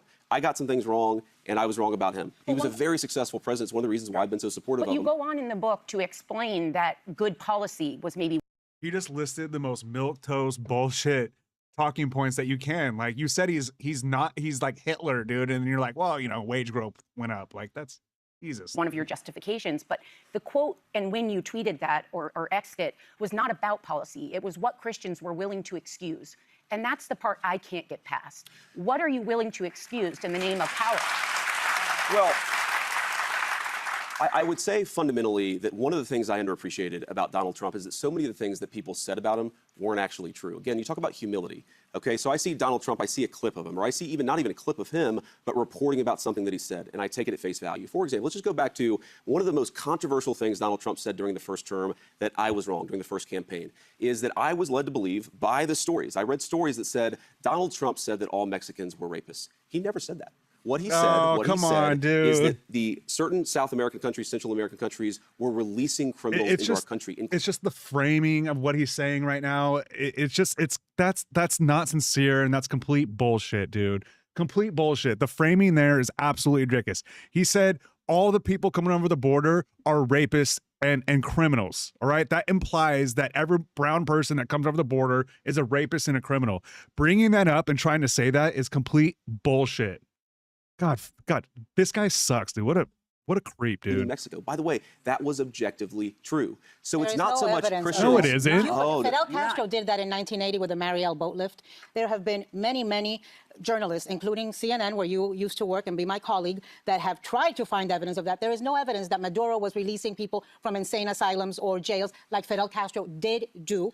This was made up, and we just can't, accept it without pushing back. Anna, we know that there were people who were released from prisons who were encouraged to come into the United States. Bullshit. Mr. Vice President. It wasn't where it was like a purposeful release, open up the jails, open up the insane asylums, and let people flood Florida. I lived through that in Miami. If you go, it may not have been like Mariel, but if you go back to the caravans that were happening in 22, 23, 2023, we know that those things were funded. They were in some ways supported by the government. was absolutely so I don't know how a- you define support or not support, but if people are encouraged to come into our country after having spent time in prison by their own governments, I think that's a problem. Vice President, can I just add one more thing? Because you do speak about immigration at length in this bullshit. book. Sure. And I believe Yeah, as a he's Christian, I can lied. He's lied so many times in this interview. It's like almost shocking. tell my kids why it's important to have borders. I get that. There are laws, there are resources. I get all that things. It's much harder to explain when I see someone dragged out of a house or wrongly taken to a thing that isn't a violent criminal. It's a little more nuanced as a parent to try to say when someone's referred to as vermin or scum, when I teach them in school about people that have done that before, but this is different. It's very hard as a parent and a Christian to say both things. And you actually say in the book, you talk about this, this struggle, this internal struggle in the book, and you talk about moral trade-offs that result in favoring a strict migration policy without dehumanizing anyone.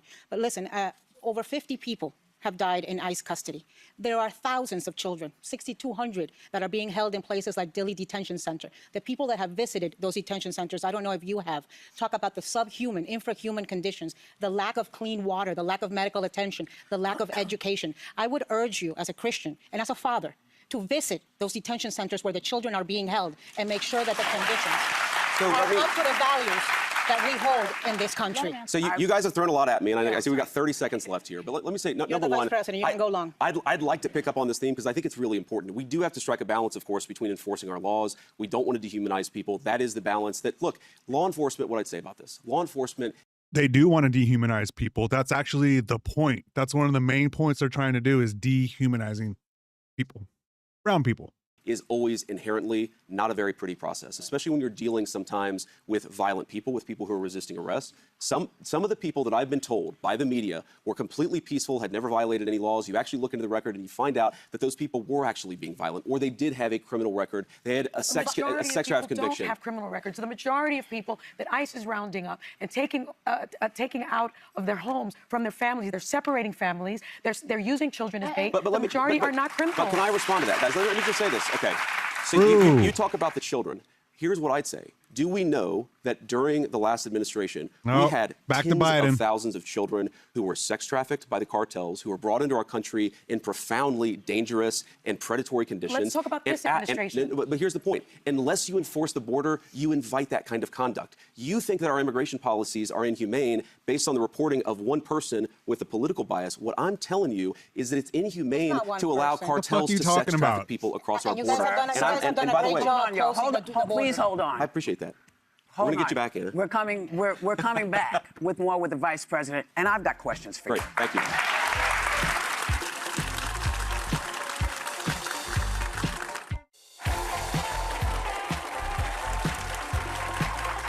We are back with Vice President J.D. Vance.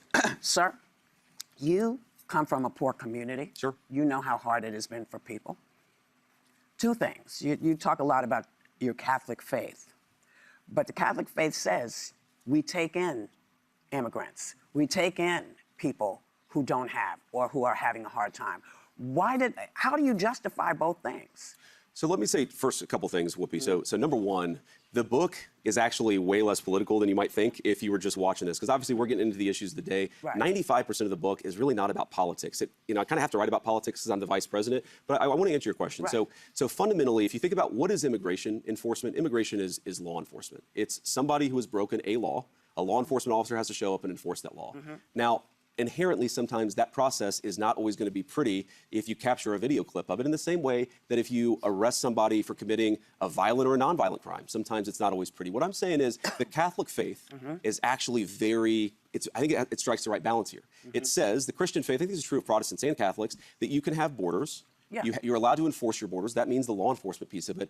But you also have to take certain precautions and certain care, okay? And again, your argument is fundamentally, Whoopi, you're saying that we don't strike the right balance. I disagree with you about how we apply that, but nobody hopefully is saying we're not allowed to have a border. No, what I'm saying is that in order for us to actually enforce the law, you can't set a standard that says you're not allowed to deport anyone unless they've committed a violent crime. You've got to enforce the law equally. So let me do my follow-up. You don't have to raise your hand. Let me do my follow-up. Yes, I do. Because you were talking about people. What did black people do to this administration that has allowed it to... Before she goes off on her question, I just want to, about black people, whatever. what happened to all the black people that Trump was going to put in his cabinet and have them work for him? 0 black people are in his cabinet. Byron Donalds, not in the cabinet. Ben Carson, not in the cabinet. No black people in the cabinet or in high positions at all. Really stigmatize folks of color. And you know how hard it is. You have folks of color in your family. Sure. So when you see, things, the Emmett Till stuff coming down, or them doing all kinds of removal of information of black heroes, how does that sit with you? Well, what exactly are you talking about, Whoopi? Because you just I'm talking about Emmett Till was I Emmett can Till was tell the you all kid. this. Yeah. No, I want to know what she's. You don't know what I'm talking to your about. actual point. So in a lot of the museum. What racism? What are you talking about, dude? We weren't taking slavery teachings out of schools. We weren't taking, civil rights heroes statues down. We weren't doing any of that. What are you talking about? Museums, there's so many. Where they're taking down the actual history that happened in this country. Slavery happened. All kinds of stuff happened. And it seems that it has been very easy for this administration to remove that and also to denigrate black folks who have worked their behinds off to get this American dream. How do you, you know better. So Sonny, that was actually a very helpful intervention, because I think the story you're talking about is where, allegedly the administration is holding back the appointments of people based on skin color. I'm talking about a host of things. I'm talking about black history getting erased from public spaces. Black voter districts are being dismantled. Black leaders are being sidelined from our ranks. Where do Americans of color fit in this vision? Because it doesn't seem like we fit. I think, Sonny, my view, Yeah, like the demotions in the military, like black people not getting their promotions and getting demoted, things like that. There's a lot of brown people shenanigans going on with this administration. And if I may, since October of last year, there's been something like 6,668 refugees allowed into the country. All but 3 were white South Africans. So, first of all, I'm very skeptical of that number, because we have a lot of different immigration pathways in the United States of America. Let me just address that. Okay, bud. First of all, you asked the question, and maybe you don't believe this coming from me, but I think everybody is welcome in our political coalition. Frankly, even if you didn't vote for us, everybody is welcome in our country, so long as you're an American citizen with the duties and the legal obligations and rights to be here. But let me just That's give you an complete example. bullshit. Okay, so you say that we're anti-minority or anti-black. No, I didn't say that. I asked. See? Well, okay, fine. Fair. Don't start any stuff All with right, me, okay, man. all Don't right. get me in trouble. Don't start no stuff with me. But I misinterpreted your question, That's but let me answer your actual question there. What I'm saying, I think, okay, look at Washington, D.C. One of the most democratic and one of the blackest, by share population, blackest cities in the United States of America, has seen. And you deployed the National Guard there to walk around the streets because it's majority black. A radical decrease in violent crimes and sexual assaults and in murders. We have tried to take the crime issue seriously, in part because we believe everybody, whether you're black or white or rich or poor, deserves to live in a safe neighborhood. why does the crime? Where does the crime step in? This is not about crime. This is about lost their jobs. Right. This is about human Sonny, rights. what you're saying is we got to do more on the economy. And black history has been erased from public spaces. Black history is not erased from public spaces. We do have to get to Iran when we get back. Yeah, some very important news to I'm get telling you, we celebrate black history. We celebrate all American history in this administration. Can I You guys might be skeptical of this, but I promise you it's true. I have to go to break. Anna, God, please, we have more with Vice President J.D. Vance when we come back. Don't do that. All these girls just biting their tongues constantly. They just want to yell at this motherfucker. We're back with Vice President J.D. You Vance. lying piece of shit. Okay, so in the book, Mr. Vice President, you make a mea culpa of sorts for calling Democrats childless cat ladies. Oh, man. Okay? My most boneheaded comment. You say that in the book, that it was boneheaded, which it was. Thank you. What were you thinking when you said that? So Joy said when we were off air that I'm fine, which I think is about the best endorsement that I'm going to get out of Joy Behar for Republican. Thank you. I appreciate that. Graded on a curve here at The View. But, I guess one of the things that I try to do, and I'm always, all of us are always learning.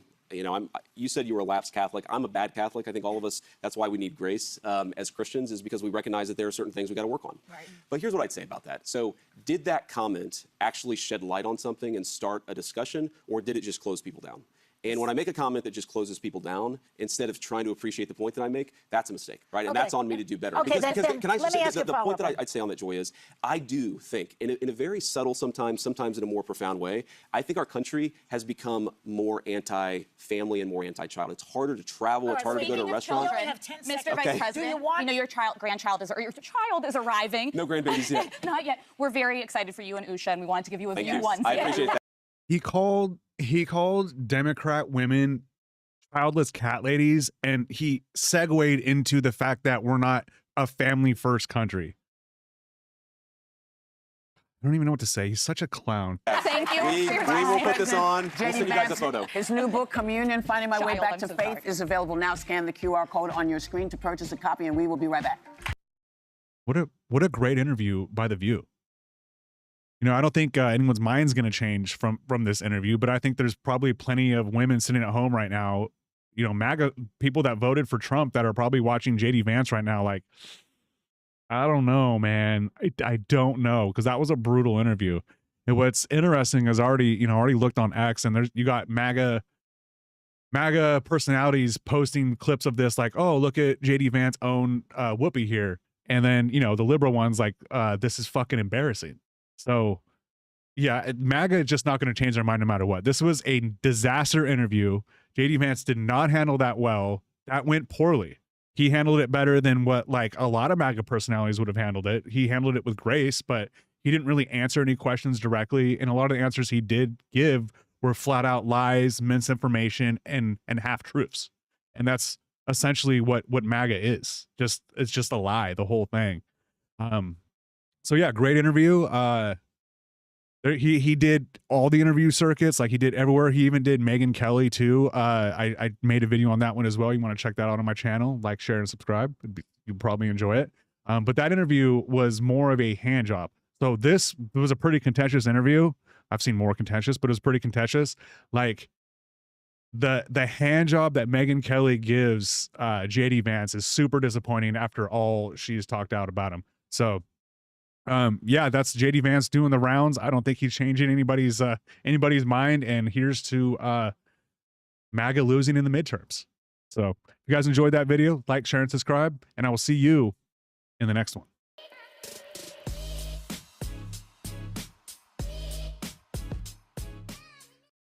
Some of us push back, and then we're told, and I quote, "Those who speak ill of Mark Levin are not MAGA." Well, the president, as he does, is pushing back at a criticism of yours that he thought was unfair. I mean, not just me. I mean, a lot of the non-interventionalists. But I talked to him last night, and I said, Mr. President, I'm going to go on Megyn Kelly's show, and I'm going to defend the administration's policies. Absolutely. I love that. Because, again, good. Tell him he should do it next. He engages, and he's going to criticize you when he agrees or disagrees with you. I don't mind his He's going to say nice things about you when he agrees with you. But that's what I actually love about the president, is he's not like viewing these debates from the outside. He's participating in them himself. And again, Megyn, the frustration that I've had with, you know, the non-interventionist side has been that the attitude seems to be, we disagree with the president on this policy. Look, we can have that debate, but fine, okay? You disagree with the president on this particular policy. That doesn't mean you can give up on the entire enterprise. Yeah, no, and the reason, I agree with Megyn, that. the reason why neocons are so much more effective in politics than the people on the other side in our coalition is because they play the game. As Trump is trying to end the Iran war, he sends JD Vance out on the interview circuit to do all the interviews with all the media outlets. So I saw that he went on Megyn Kelly. Now, lately, Megyn Kelly has been very adversarial towards MAGA and Trump. So I thought this would be a good interview and that she would really take him to task. Well, I was wrong. She ended up giving him a hand job underneath the table, pretending it was Donald Trump. Take a look. How about Hezbollah in Lebanon? Because, you know, that's a proxy that they're funding. Yep. And that could easily queer this deal. It could queer this deal this week, people fear. Never mind. Queer this deal? Do people say that a lot? On a go-forward basis, either side, Israel or Hezbollah. Sure. Look, it's always delicate with these things. And, you know, what we've seen with the ceasefire in Lebanon, and it's been clear, to be clear, a dirty ceasefire. There's been some shooting back and forth, but frankly, there's way less shooting now than there was 2 weeks ago. There's way less shooting 2 weeks ago than there was before. So with these things, as the President of the United States said a couple weeks ago, he said sometimes a ceasefire just means they're shooting less, and that's the progress. And then you get to the next stage. Is it included? Is Lebanon included? It never means that. You're a liar. Hezbollah? It is a regional peace deal. It's going to include the Gulf. It's going to include Israel. It's going to include Lebanon. The idea is this is a true regional peace deal because, How do we again, do that if the without Iranians Netanyahu? comply, Sorry, forgive me for interrupting. no. The idea is that if the Iranians comply, then we are going to have a true transformative deal for the Middle East. And if not, they don't get any economic benefits. The United States, we got what we came to do, and we're done. And that's the basic approach. We would not turn on the spigot if Hezbollah hit Israel over and over? Well, what I would say is, like, if Iran is funding Hezbollah, we're not going to allow a bunch of unfrozen assets to freeze to the Iranians, right? Now, I want to be clear about this, too, because those are not American assets. There's been a lot of misreporting on this, and people have said, oh, is the United States going to give Iran billions of dollars? No. I want to be very, very crystal clear. Even if the Iranians do everything contemplated by this deal, not a penny of American money flows to Iran. But let me give you an example of, one of these things that people... Except for the $80 billion that we've already spent on the war, and it's probably more money than that. Again, have misrepresented. Let's say, for example, that the United Arab Emirates, they've been one of the best allies that we've had in the region. Let's say that they want to invest in a nuclear power plant in Iran. They really can't do that without us lifting some of the sanctions that exist in the global financial system to make that possible. Now, are the Emiratis going to invest in Iran, or is America going to let the Emiratis invest in Iran unless the Iranians change their behavior? No. So all these people say, well, you're giving Iran money. No. We're saying that if the Iranians change their behavior, we're going to let some of these other countries invest in rebuilding their country and creating some prosperity for their people. That's like a good thing, right? If the Iranians stop funding terrorism, if they're behaving, and their relationship is transformed, not just with us, but with the whole region, like that's a thing to celebrate. Somebody said... Okay, so I'm going to stop you right there, JD. So when does the first check go out to Iran? Because we've heard multiple checks that the 14-point plan has talked about. Trump's talked about money. Iranians are talking about money. Pakistan's talking about money. You're the only one saying that they're not getting any money. You're saying that they might get it eventually, but when is that? When is that? The ceasefire is supposed to be signed on Friday. Like, when do they get the money? I forget who, but somebody said, this is like doing the Marshall Plan when the Nazis are still in control. And that's wrong in a few different ways. Number one, the Marshall Plan was a lot of American tax money. This is not American tax money. Number two, we're saying you only get the benefits of the bargain if you change your behavior. If that happens, we're talking about a transformed Middle East. That's a great legacy for the president, but more importantly, it's a great win for the American people. Will we have inspections of whatever they are or aren't doing when it comes to nuclear/enrichment? And Megan asked earlier, like, what about Netanyahu? How can this be a deal if Netanyahu is not behind this? She just like let that go. It's funny. I find it funny that Megan sometimes she has so much smoke for the Trump administration, and she actually has someone from the Trump administration right here, and she's giving him a fucking hand job. Like, this is a softball interview so far. Enrichment even on the table, because I haven't been able to totally understand what President Trump is saying on that. If they want the benefits of the bargain, enrichment is going to be on the table, and more importantly, verification and inspections is going to be on the table. But that means we let them do it a little?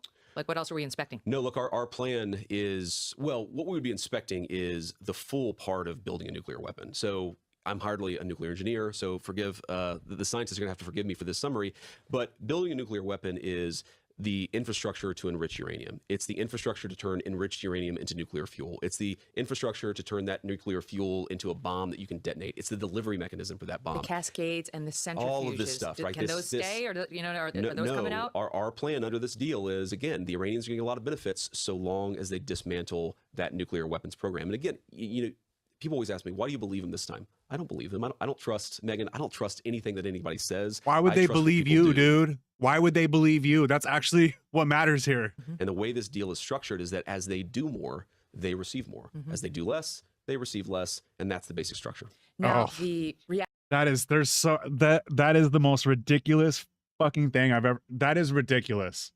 That, like, how do you measure these? How do you measure these things? Like, it all sounds so subjective and made up. Reaction to this from the neocons, from the Hawks, has been negative already. They're mad that they can't see the memorandum of understanding, which I get, actually, in their defense. Why can't we all see the MOU right now? Because it's bullshit. That's why. And it's a capitulation to Iran so that this war can end, so that Trump can do well in the midterms. That's why we haven't seen it. Well, yeah. So first of all, the president said by the latest Friday, possibly as early as tomorrow, we're going to release the memorandum of understanding text. The reason why we haven't released it yet is there are some delicate diplomatic things going on where the Iranians, and not just the Iranians, but some of our mediators, the Pakistanis and the Qataris, have asked us to sequence this in the right way.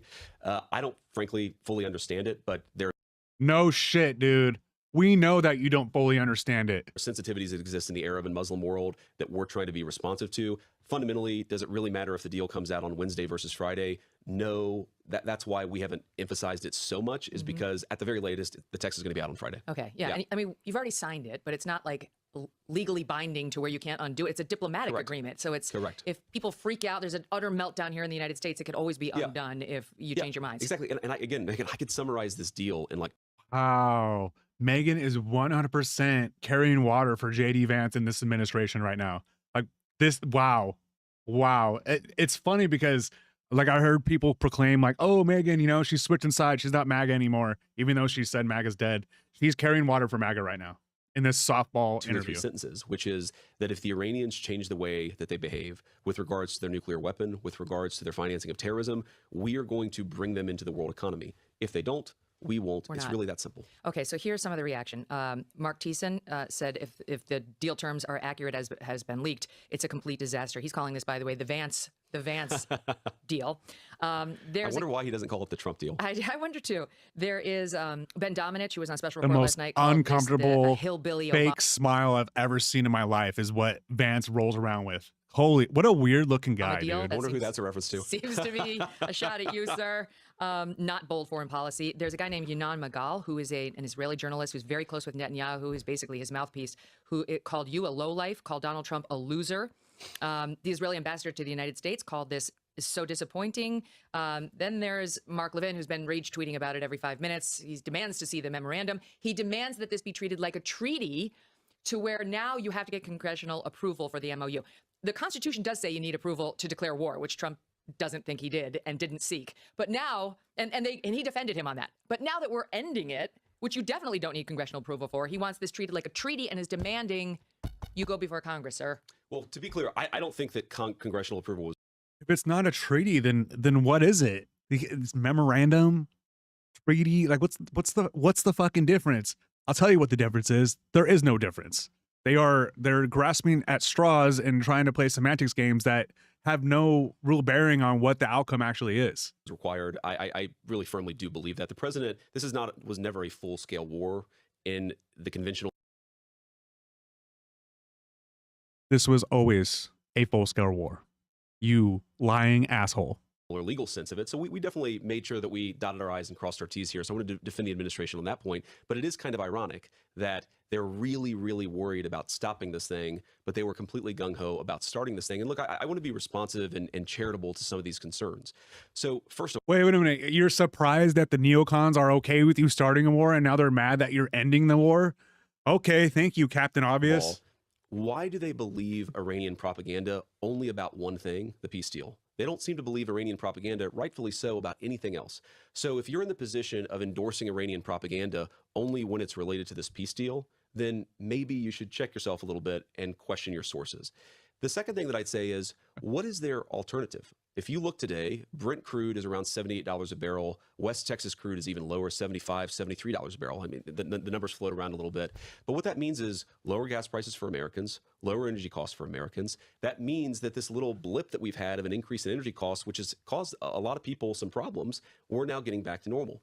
And I think that fundamentally, if you look at what they're proposing an endless conflict. They want this to go on until every bomb has been dropped or until every Iranian is dead. That is not what the President of the United States wants. What he said is, I said about this to end their nuclear program, to eliminate their ability— Which you haven't done. —to threaten their neighbors and which you haven't done. Project power, and to fundamentally make sure that no future child would have to deal with a terrorist regime with an atomic bomb. You also That's why haven't the done that president set either. out to do this. So the three things that you claim that you set out to do, you haven't done any of them. You haven't accomplished anything from this war.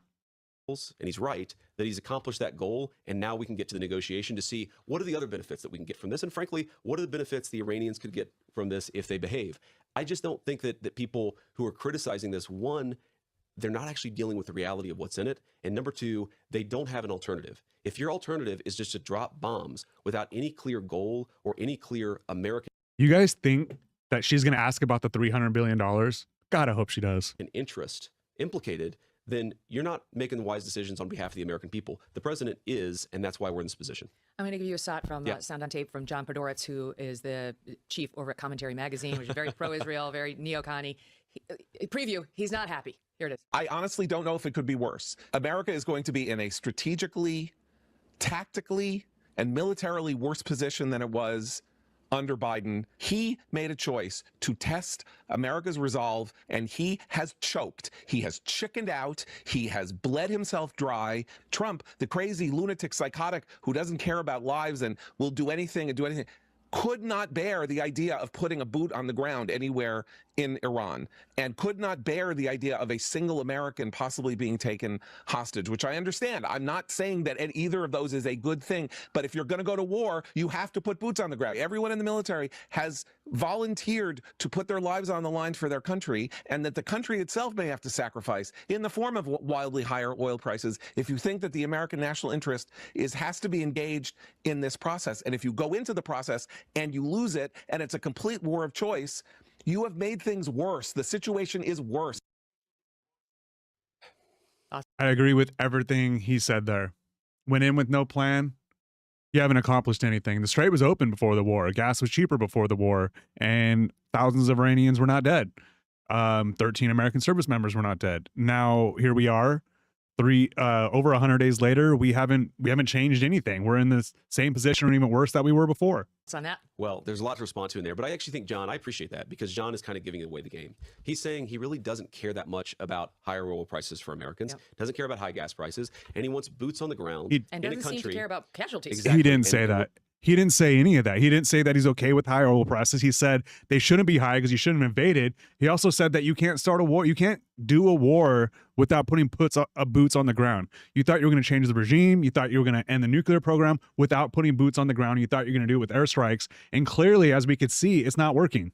So JD Vance is living in an alternate reality right now. And if Megyn doesn't call him out for this, she's doing a bad job as an interviewer. It's boots on the ground and casualties in a country of 95 million people where, again, the president of the United States never said that his goal was to install Reza Pahlavi to become the new leader of Iran. What he said is, if the Iranian people want to rise up, great. That's their business. That's between them and their government. What we want is a cessation of their nuclear program, either through diplomatic means or through military means, as he ultimately went down that pathway.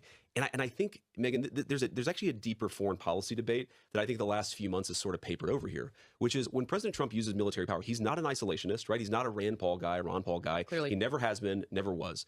But what he is a guy who says, if I'm going to use American military power, I want to accomplish a discrete objective. And every single day I saw it very, very much on the inside. He was asking, have we accomplished that objective?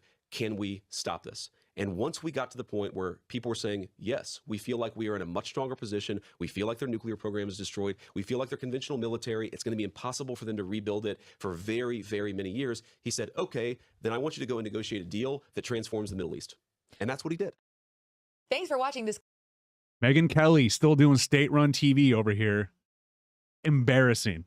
Like, I had so much hope for Megyn. Like, over the last few, well, it's complicated with her because, like, a few months ago she said that Trump could drop a nuke and she wouldn't get mad at him, and then a week later she's like, "Hey, this war's stupid. What the hell is going on here?" But when you really talk to her, talk about how the war's stupid, she mentions Hegseth and other guys like that. She tends to not directly criticize Donald Trump, and that's kind of where she comes up short. Now, she has been more candid about like some of the rape allegations and the Epstein allegations, but still she's still supporting him, so she's not that worried about it. Yeah, man, I thought she'd do a good interview here, and that was a state-run hand job that she just gave to JD Vance. JD Vance had way more, adversarial interviews on was it Meet the Press, State of the Union, The View. Like, Megyn Kelly, man, she had a good opportunity here to ask some solid questions. Things that she didn't ask was, hey, what's the deal with Netanyahu? How does he feel about this plan? And what about the $300 billion that we keep on hearing about? So the most important parts about this peace deal, peace memorandum, whatever you want to call it, were not addressed in this interview that I saw anyway. It was a longer interview, but I just took some clips from it. But it seems like it was a softball interview. We didn't get any answers out of it, and the way this administration and JD Vance are talking about this peace deal leads me to believe that there is no peace deal. This is all just bluster and a waste of everybody's time and effort. So if there is a peace deal that comes across anytime soon, I'll be sure to bring it to you guys. And if you guys want to see that, like, share, and subscribe, and I'll see you in the next video.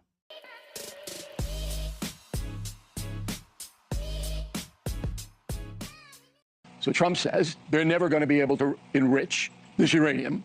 And if they do, I'm going to blow the hell out of the whole country. Okay, are you willing to take him on his word, Cuomo? No. There you go. You're not willing to take him at his word. I am. You're asking me for the specific name of people who put out documents before you'll believe what the Department of State did. But you just take the president at his word that he's going to blow up Iran if they start playing with uranium again. Because it has That's to do good with, enough for you. It happens to do with his legacy. Okay, I need to know the context and what, because he just doesn't say sentences. He says long paragraphs. All right, guys, Bill O'Reilly versus Chris Cuomo once again. I think they're friends, but I'm not entirely sure. But either way, the reason why Bill O'Reilly is still continuing to have a voice in the media space is because apparently, according to him, he calls Donald Trump and he talks to Trump on the phone. So if you have that kind of access to the president of the United States, no matter what happened in the past, like, you're still going to have a media presence. So Bill O'Reilly, classic MAGA boomer, is going to defend Trump on the Iran war, and Chris Cuomo is going to tear him to pieces. Let's go.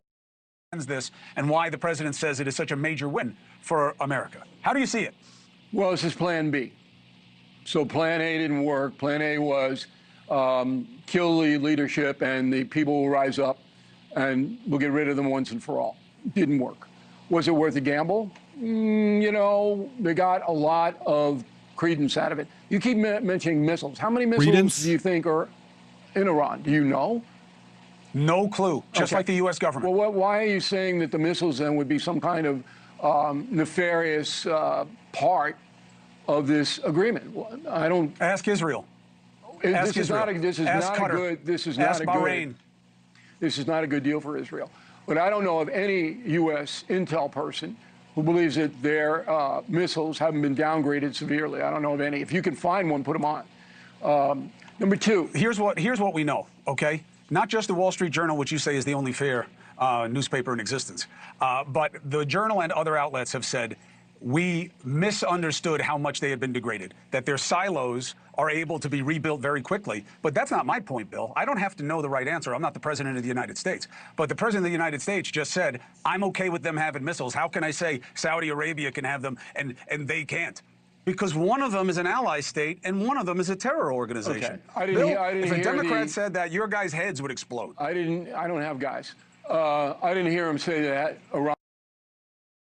So first of all, he said Cuomo called Iran a terrorist state. So Cuomo is a centrist, right? So he's got to play both sides on Newsnate. He calls himself a centrist, so he tries to play both sides. But in reality, he's a centrist, but leans pretty far left.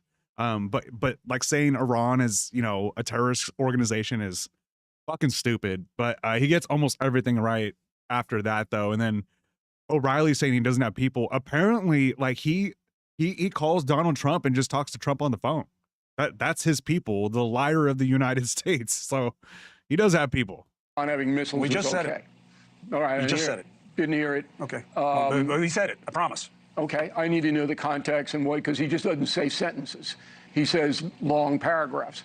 But let's get back to the whole situation. So this is Plan B.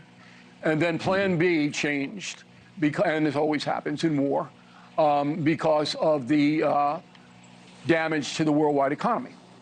And Trump made the calculation, look, I can't absorb this. That's why Herbert Hoover rose from the dead and risk a worldwide depression. Plus, I think that in the United States, oil prices will come down. They're down in the mid-70s now. It's a big drop from 104 last week. And Trump hopes that the economy is going to smooth out fast and Republicans will win the midterm. So that was a big calculation. So Plan B is underway. Now, you keep saying that there's no diminishment in Iran's pursuit of a nuclear weapon. What the hell was that word salad he just put out there? That was just like stammering gibberish words. None of that meant anything. Jesus Christ, dude. Defending Trump losing this war and then surrendering to Iran, man, that is a tough fucking job, dude. Based on what? O'Reilly's career depends upon it. Actually, I feel like he's old now. He doesn't have that many more years left. Like, he could just now become a guy that used to be a Trump guy, and then I don't know. Can this guy go away already? Who says Based that? on this memorandum of understanding. What? It's It not doesn't even say mentioned. that. It says very clearly that Iran says it will not procure or build or do anything on the nukes ever again. Look, I don't believe that's what that. they said in the Okay, JCPOA. that's what they fine. said a dozen times in different international agreements. That's fine. There's not even a single condition on what happens if they do in this. We'll see Did what you- happens in the ultimate deal. Well, But the president is saying it's better than the JCPOA bill. He Well, says this document is better than I'm that not going to one. get into that because that's a Democrat. course not. No, it's a Democrat-Republican thing. You say No, it's not. as It's a good. bullshit thing, Bill. No, it's a not. bullshit thing. The It's a JCPOA had a list of political conditions calculation. and actions that had to be taken. This has none of that, Bill. It can't be as good as the JCPOA. It's not even close to I can't in its believe degree or you're- its scope. Look, he said quite clearly in his presser today that if Iran misbehaves and you'd have to put uranium enrichment in that category, he's going to blow them up. And you, Yeah, he said that 100 times. They're okay, still there. You don't believe anything he says. He hasn't backed anything up. There's no reason to believe in anything he says. You admitted that he's a fucking liar. How's he not lying about any of this? He said that the war was over 40 times. We can't believe him. His word means shit. You don't believe and that makes me anything crazy. The man said. No. And that makes me crazy. You don't believe him. You don't want to believe him. You're never going to believe him. So it's the because same I don't like circumstance. Trump. Not So about it's I don't like liking. Trump. It's not because of the facts. It's not that you'd say the same thing There are no if it weren't facts. Trump. There are no facts. You haven't had. There are no facts. No, I'll give you one, and you're not going to be able to refute Please. it. Okay. Okay. So, after Obama made the No deal, fact. the United States and all of the other NATO countries did not supervise the enrichment of uranium. It was not supervised at all. None. Okay, so Iran did what it did. Now, if you Not can a bring fact. in one person. So the IAEA, Grassi, the guy you say you interviewed, IAEA, 3 months before Trump left the deal, said that they were majorly in compliance with the deal. I didn't hear okay? that. 3 months before he left. You gotta get You this don't guy hear a on lot your of things. program. It's pretty convenient No, when you no, don't no, listen I to wanna see the guy on your program. Then, saying hold on, that. 3 months before he left, hold on. 3 months before, you can just Google it. Type it right now while Google while I'm, anything. Get talking him out on the my face. show. Have him on the I'm record. happy to get him on the show. I already know it's a matter of fact. 3 months before, they reported that Iran was in compliance with the deal. Trump leaves, and within 18 months, they're now enriching up to 80% to be pissed off about the sanctions and as payback. Trump exiting the deal created the situation that he said he had to fix. That's a fact. The guy that I talked to said nothing like that, and he's a weapons inspector too. And I got him on the record. You get one guy that say that, and I'll concede Trump's the State point. Department said it in 2018. Trump's State Department said it. Who said it in the State Department? The Secretary of State. The Department of State put out a statement that they were largely in compliance. Pompeo? Who put it out? Oh, so Pompeo, he wasn't the Secretary of State. I'm asking. Look, This is the problem that we're having right now with MAGA Republicans. Like, there's objective reality that occurs in this world, and MAGA just doesn't want to accept objective reality. They just want to do whatever is beneficial to Trump, even when it's like glaring. It's glaring that Bill O'Reilly is wrong here, and Chris Cuomo is bringing up just objective reality. And God, Bill O'Reilly's like, the State Department, what? No one believes anything the State Department says. Well, it was Trump's State Department. Well, who? Pompeo. Well, now they don't like Pompeo because Pompeo ran against Trump and he said negative things against Trump. Like, this is the problem with MAGA, is that we could literally bring them facts and reality, and they're like, no, that's not the reality. It's fucking maddening. Who put it out? The Department of State. It's an official thing. They gave a statement to Congress. Ben, give me who's on the letterhead that went to Congress from the Department of State. That argument is fucking I don't understand the point of your question. Absolutely Are you absurd. saying it wasn't the real Department of State? Or you just don't like it? No. Or you want to say you didn't hear about it? I want the name of the person who came out and said. Ben, who was on it? Just tell me and I'll send it. Not that this changes anything, but go ahead. No, of course it doesn't. Because you want to believe one thing And the MAGA people want to believe another thing. Let's do it this, Bill. Let's do it this way. No. Because the facts don't have sides. Okay. If you want to say the Department of State didn't say that in 2018, fine. I'm not we'll make saying. a little I'm wager. saying who said it, and you don't know. The Department of State. I don't have to have the name of the person who sent the letter to Congress. It comes from the U.S. government. I mean, Then come on, tell give me a break. Who signed the letter? You you are playing a silly not form playing of anything. gotcha. I'm looking so for. You know, so when the Fed puts out the new validation interest of your rate, you statement. can tell me which board governor wrote the letter that says here's the new interest rate. You can tell me that, and if you don't, then it's not a fact. Come on. Cuomo's arguing with the fucking wall right now. He's trying to nail Jello to a wall. Like these MAGA boomers just don't fucking get it. This is a specious suggestion. I don't believe it's a fact, but I could be wrong. But I'd Of course like you could to be know who in the State Department signed the letter, because Doesn't I'm not matter. aware of it. Okay. That You're make also sense? not aware that the president just said that the regime should be allowed to have missiles because you didn't hear it. I didn't hear And it. you're not sure about the fact that when he left is when they started enriching uranium to 60% because you didn't know it. Bullshit. Bill O'Reilly didn't hear the fact that he's going to allow Iran to keep its missiles. That is a classic MAGA tactic. Oh, I didn't hear about it, so it didn't happen. Dude, you fucking heard about it. You're a liar. So I guess these can't be true, Bill. The timeline about enriching uranium, no one knows. No one's that's on not the true. record. No one does. That's not true. Who? Here's the weird thing. Wait, the one thing that the who? IAEA, okay, I'll give you who. That the IAEA, the IDF, and the regime in Iran all agree on one thing, okay? Which is, it wasn't until after Trump left and they imposed sanctions that Iran started to exceed their enrichment capacity in gross fashion. Who all in the three agree with that. IAEA said that? Grassi, Grassi. On your He's the head. program?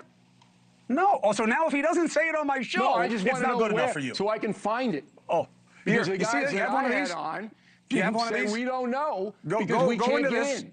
Go to Google and type in Google this. again. This is fucking insane. Oh, Google's no good. Listen, Google's no all good. I'm Who do you want to saying believe? is, this guy Ask the Grassi, president. See what he says.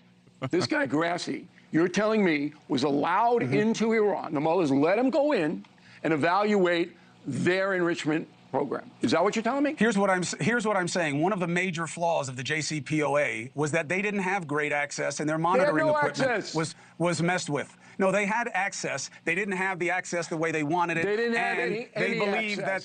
that they did have access. Who? They didn't have the access they wanted, and they believe. Will you stop with this stupid Yeah, I'm level sorry, of I'm trying to scrutiny? get to Who? This hard Oh yeah, facts. because there's a guy named Scott Flannery, and he's from Massachusetts. He went in. Is it a fact now, Mr. O'Reilly? This is nonsense that you want to Scott play with this kind of Flannery? minutia to Okay. avoid the point. I Come want on. to see The Scott. point is this. I'm going to try to get him on my show, and The I point want is you this. to try to get him on your show. You are filibustering because I'm not this is an filibustering. uncomfortable situation, and I understand that. I'm asking this for is an backup, exit. Cuomo. I'm not Oh, filibustering. no, you're not. No, you are not. I'm This is asking an you to exit. back up what you say, because I don't Everything believe for I've a just said is second. demonstrably true. You didn't even believe the president said that he's okay with them having missiles. He I just said I it on my didn't show hear in a it. soundbite. I didn't say I didn't believe it. Well, So first you just- said, no, first no. you said, I don't You think he just said it. Then I misquoted said he me. just said it, and then you said, oh, now you're misquoted. Come on, Bill. You know just Victor. misquoted me. Okay? I didn't say I did didn't not believe it. misquote I you. said I didn't hear it, and everybody watching knows it. Anyway, Oh, okay. You think that's their takeaway? here's the takeaway that I, as an American ahead. citizen, that Please. this is Plan B. That it's the best thing for the United States because of the economic factor, which should have been evaluated by the Department of War, and doesn't seem to have been. Okay, but that should have been, when you war game, what's the downside? What's the unintended consequence? All of the Hormuz stuff, okay, should have been in that equation. So if we don't get them, It was. I never heard Hegseth say anything about that. Oh my God. I don't know what that jackass says, but what I'm telling you is that people who are involved in the strategy and planning and were stationed in Riyadh during the operations say that the Strait of Hormuz was always a variable they were aware of, and that the administration picked the priorities for the operations. Okay, if you can get somebody from Riyadh on, I'd like to hear him say that. What? Look, when you throw That's a lot of stuff out there, that's they what do he's it all doing day today. long on cable TV. I know, and I'm And you don't proven have to be backup wrong for so it. often. My sourcing is so bad. All right, get the guy from Bill, Riyadh tomorrow. Bill, I wanna see him. nobody has ever upset my reporting on anything. My sourcing in that administration is very strong. Okay. And I'll tell you what, I can play your game if you want. Find me someone at the Department of War who says they had no idea that the regime was going to do this with the Strait of Hormuz, and they never gamed it out. Find me that guy, and I'll give you 10 grand to any charity you want. Okay. They may have discussed it, but they did not discuss it in public. We didn't know, we the American people. I thought we weren't supposed to. You're not supposed to give it away, Bill. Why would you discuss strategy? Can't talk about your strategy in public. Can't talk about this. You give it to the enemy then. Oh, now that's we're why being they can't talk about sarcastic? it. Is that what we're Yes, being? because that's what you guys said when he didn't tell us anything about going to war. I don't have guys. You okay? have a guy. I have You have no a guy. I try You to have a get guy. as precise analysis as I can get. If there's somebody in the Department of War who you know brought this out to the press, to you, to me, anybody, and said, you know, maybe we don't want to do this because it could impact the world economy, I'd like to hear from that person. That's just, he's just trying to get into the weeds because he can't handle this conversation and his argument. Like this little bit, like, let's find this one person that said the one thing. Like, that's complete bullshit, dude. And it's a goalpost that doesn't need to exist, and it keeps on getting pushed further and further back. Bill O'Reilly, boomer. I'm sure you would. I'll tell you what. I'll put you together with them in private because it's not worth having people lose their jobs. Oh, so that your buddy, Mr. Trump, can fire this person and several others along with him? Do a little hood thing or Put him in whatever. a hood, what? Maybe a white one. All right. Anyway, so anyway, look. Go ahead. I heard you have something that you want to Maybe a promote. white one. I do, Is but that I true? want to make one more statement about this because it's a very important You may. story. You have a plan B in motion, okay? Plan A didn't work out the way that the Trump administration and Netanyahu wanted. The goal was noble, in my opinion. Get these guys, get them out of there, give the Persians some quality of life. So it didn't work, not unusual, right? Happens all the time in conflict. But now, Plan B is in place. And Plan B is a more precise analysis than Plan A. What So the Trump fuck says, is this, dude? They're never going to be able to enrich this uranium. And if they do, I'm going to blow the hell out of the whole country. Okay. Are you willing to take him out on his word, Cuomo? No. No. There you go. You're not willing to take him at his word. I am. You're asking me for the specific name of people who put out documents before you'll believe what the Department of State did. But you just take the president at his word that he's going to blow up Iran if they start playing with uranium again. Because it has That's to do good with, enough for you. It happens to do with his legacy. And if Iran were to cheat and that cheating be broken by the New York Times or somebody, all right, he's through. That's the difference. Now, Father's Day, and happy Father's Day to you. But to you as well. If I were your kid, I'd run away. But that's another thing. I did a long form. We call it We'll Do It Live with Leland Vittert. Okay? And he has a book on autism and how his father saved him. Beautiful. And, yeah. Yeah. And it is a really, really good use of everybody's time. So we break it tomorrow. YouTube has it, BillO'Reilly.com. Easy. Just go there, boom, boom, boom. And it'll make you cry. Oh, yeah. That you- book made me cry. Not you, I but- wanted to hug his father. Oh, listen, I cried reading the book. Okay. What a beautiful story. The sacrifice of the father, how proud he is of what he built, and Leland obviously built within himself as Sure. well. It's an amazing story. Sure. All right, And I got to then- go. Okay. Just want everybody to consider watching that and demand from Cuomo that he produce all the guests. You'd have a week of shows if you bring in all the guests that I want to see. I know. It's because it's not like the president would, would go on a vengeance tour against all my sources or anything like that. Bill O'Reilly, appreciate your perspective. Okay. Beautiful idea on Father's Day, highlighting Leland's story with his father. It's an amazing, amazing story. That was a brutal conversation. Chris Cuomo he's trying to have a real conversation, and Bill O'Reilly went into this. He probably planned, I'm just going to be a fucking asshole. Because the points that Bill O'Reilly was trying to make Chris like hammer down was that they're all non sequiturs. Like none of that, what he was doing wasn't adding to the conversation at all. If anything, it was lessening the conversation. Like, first of all, like right in the beginning, Cuomo brings up the fact that, hey, Trump just said that Iran could have ballistic missiles. And then O'Reilly is like, oh, I didn't hear that. Bro, he just said it. I just showed you the clip. He's like, well, I'd have to know the context. Like, bro, he said that. That's what he said. So, like, we literally have the reality of the situation. It's written down. We're gonna give them $300 billion. They get to export oil. Like, we lost this war. And it looks like we are surrendering to Iran. That's the way it appears to everybody, and everybody that's calling balls and strikes is saying that. But Bill O'Reilly, like, his key in this media world is having access to Donald Trump. So if he speaks negatively about Trump in any way, he's going to lose that access. So he doesn't want to do that. But he also might also be, you know, ideologically on Trump's side. Like, it doesn't matter what Trump says. We got to own the libs. We got to kill brown people, all that shit.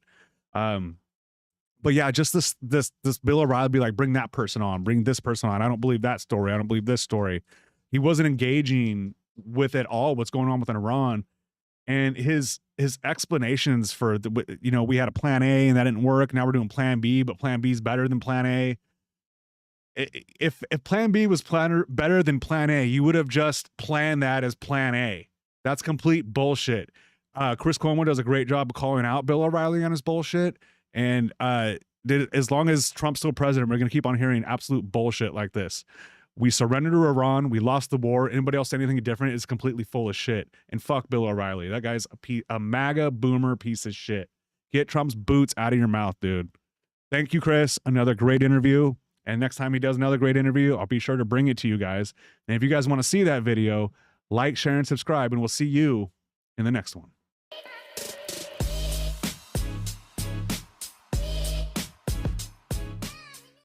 Said she discovered the Iceland, the island belongs to us. How did it make you feel when you saw her talking about the island? I was mad because the island is ours, not hers. It's an unbelievable, beautiful 1,400-hectare private island in the middle of the Mediterranean. We were on a friend's boat, and we stopped for a swim. Effectively, that's how we found it. She discovered the island, right? Yeah. The Sazan Island is a beautiful island off the coast of the Mediterranean owned by Albania. Now, it's a nature preserve, has hundreds of endangered species living there, and Ivanka Trump and Jared Kushner are trying to build private real estate on the island owned by Albania. Albanian citizens are freaking out. It's a whole big thing, and let's take a look. Beaches, blue waters, flora, and fauna. The island of Sazan is a jewel in the Adriatic Sea, the westernmost point of Albania. But the former Cold War-era base is now in a vibrant nature preserve. It's also an inviting prospect for real estate developers. Chief among them, Ivanka Trump and her husband, Jared Kushner. And their plans are running headlong into Albanians who want to keep what's theirs. Special correspondent Simon Ostrovsky and producer Katya Patton report now from Albania on a small island at the center of a big controversy.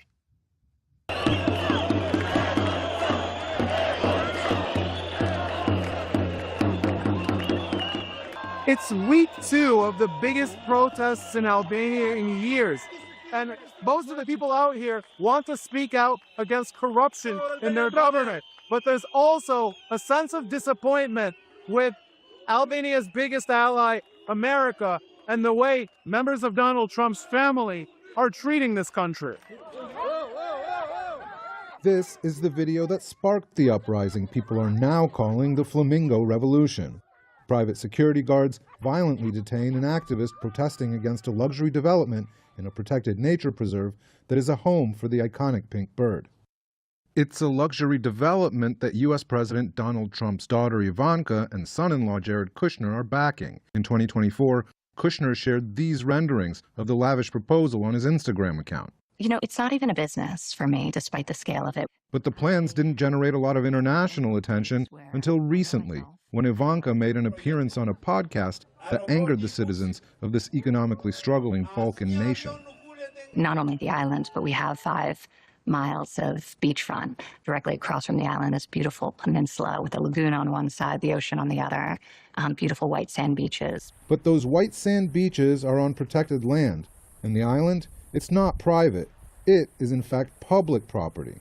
The couple's attempts to appropriate it have elicited much anger here, but Ivanka's claims that she accidentally stumbled upon it have generated even more eye rolls. She said she discovered the Iceland, the island belongs to us. How did it make you feel when you saw her talking about the island?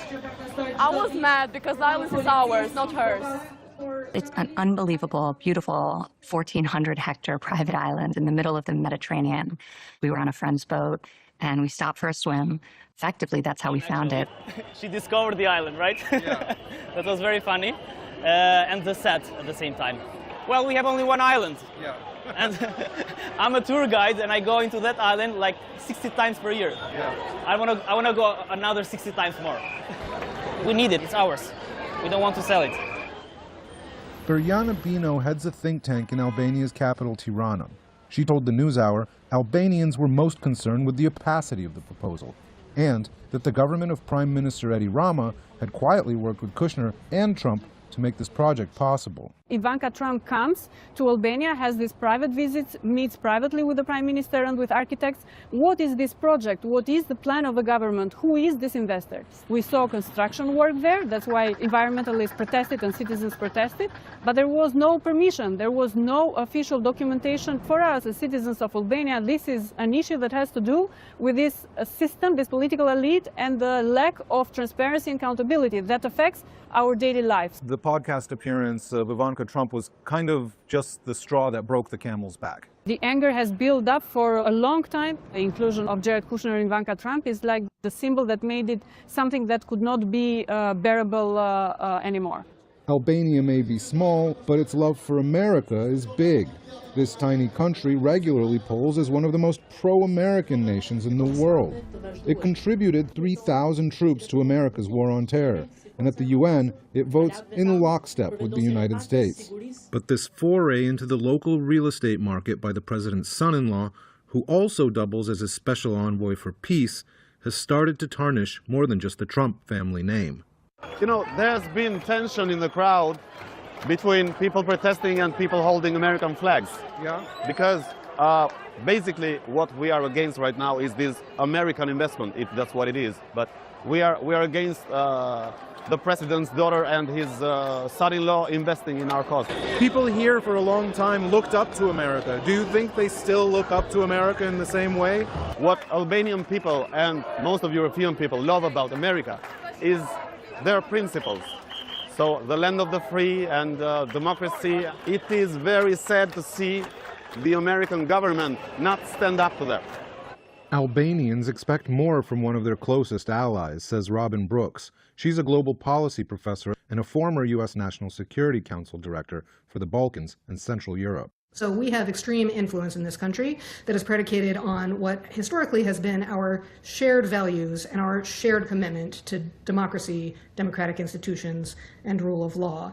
So when the United States is investing in a way that is not transparent and seems potentially to violate Albanian law, it tarnishes our image with the people of Albania and with and our ability to exercise that leverage in the future.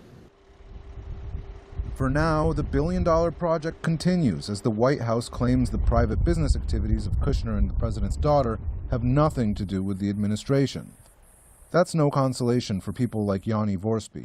He's an ecologist with an environmental watchdog in Albania and showed me around the protected area. It's a city, 10,000 rooms. It's going to completely alter the face of this entire place. Yep, so we don't talk anymore about negative effects on nature. It's wiping out nature. And we're talking about the only island that Albania has. Repeat that again. You're saying this is Albania's only island, and that's the one they want to make private? Yes, exactly. That only island is now at the center of furious public debate, as many here fear for the future of one of the country's most pristine places. For the PBS NewsHour, I'm Simon Ostrovsky in Zvernets, Albania. This is just emblematic of the Trump administration. And Ivanka and Jared are part of the Trump administration. Like, Jared is trying to build shit in Venezuela, Cuba, Greenland, Gaza, Albania, all these places. And I'm also going to point out too that Greenland was our ally, Albania is our ally, and NATO's our ally, and it seems like Trump is doing everything he can to piss these people off. Like when Trump's not president anymore, we're not going to have any fucking allies. Like, we're going to have to, the next Democratic president is going to have to go to every world leader and be like, dude, I'm sorry about Trump. Anyway, let's get back to Albania. Like, Ivanka saying that she discovered the island is absolutely insane. Like, you weren't just like going around on a boat in the ocean and randomly found an island. That is a lie, and that's bullshit. So this island is owned by the Albanian people, and trying to build private real estate on a nature preserve is villain. It is lead villain energy. Like, you don't build housing on a nature preserve. Like, that's just dark shit right there. And one reason why this is like happening is because the Albanian government is corrupt as fuck. Like, a government like Albania is going to see the Trump administration, and the Trump administration is going to see them. They're going to be like, all we got to do is give them a couple bucks and they'll let us do whatever. And that seems to be the case here as well. So let's hope that the Albanian people are able to push back on the Trumps and Jared Kushner and be able to get those motherfuckers off that island, and we can save the flamingos. The flamingos are way more important than Ivanka and Jared making millions, if not billions of dollars on real estate on an island that is not theirs. So hopefully we get this done. And hopefully in November, when the Democrats take over the Congress, we could stop Jared Kushner from doing his corrupt deals. Everywhere we see a war or military action, Jared Kushner is there making a corrupt deal. Make the corruption end. I'm sick of this shit. So I'll give you guys an update on this island in a few weeks, few months, see where we're at. If you guys want to see that, like, share, and subscribe, and I will see you in the next video. The Trump administration has tried everything to get rid of the Epstein files. There's no way they're going to be able to get rid of it without this coming to some sort of conclusion and people going to jail. But they're still trying. So let's cover that. So Valhalla VFT, he is a MAGA podcaster who has since turned on Trump. He's very similar to Tucker Carlson. Like, he's really mad about the Israel thing. He's really mad about the Iran thing. And he's really mad about the Epstein thing. But he still put J.D. Vance in the S tier for upcoming presidents. So let's see what he has to say about J.D. Vance after this latest story about the Epstein files has been released.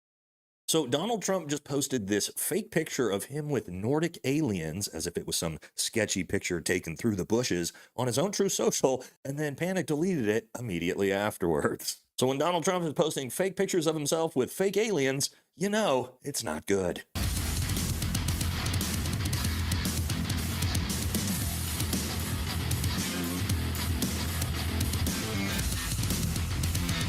Oh my God, this intro is so cringe, dude. Working Welcome out back to the channel, and shooting everybody, guns. and we have a bombshell story coming out of the White House this week regarding the Big E files. Yes, those pesky files just won't seem to go away, will they? And this new scandal is being referred to as Nipplegate, and if you're wondering why, spoiler alert, it's because Donald Trump is a disgusting pedophile. But what this story really surrounds is J.D. Vance. Yes, bombshell story coming out of the White House alleging that J.D. Vance was actually the chief architect in trying to cover up the files for Trump, going as far as suggesting to have Tucker Carlson interview Ghislaine Maxwell to try to run damage control for the president. That's so congratulations to J.D. Very Vance, who's believable. now found himself on the list of elite prestigious pedo protectors with the likes of Donald Trump, Dan Bongino, and Erica Kirk.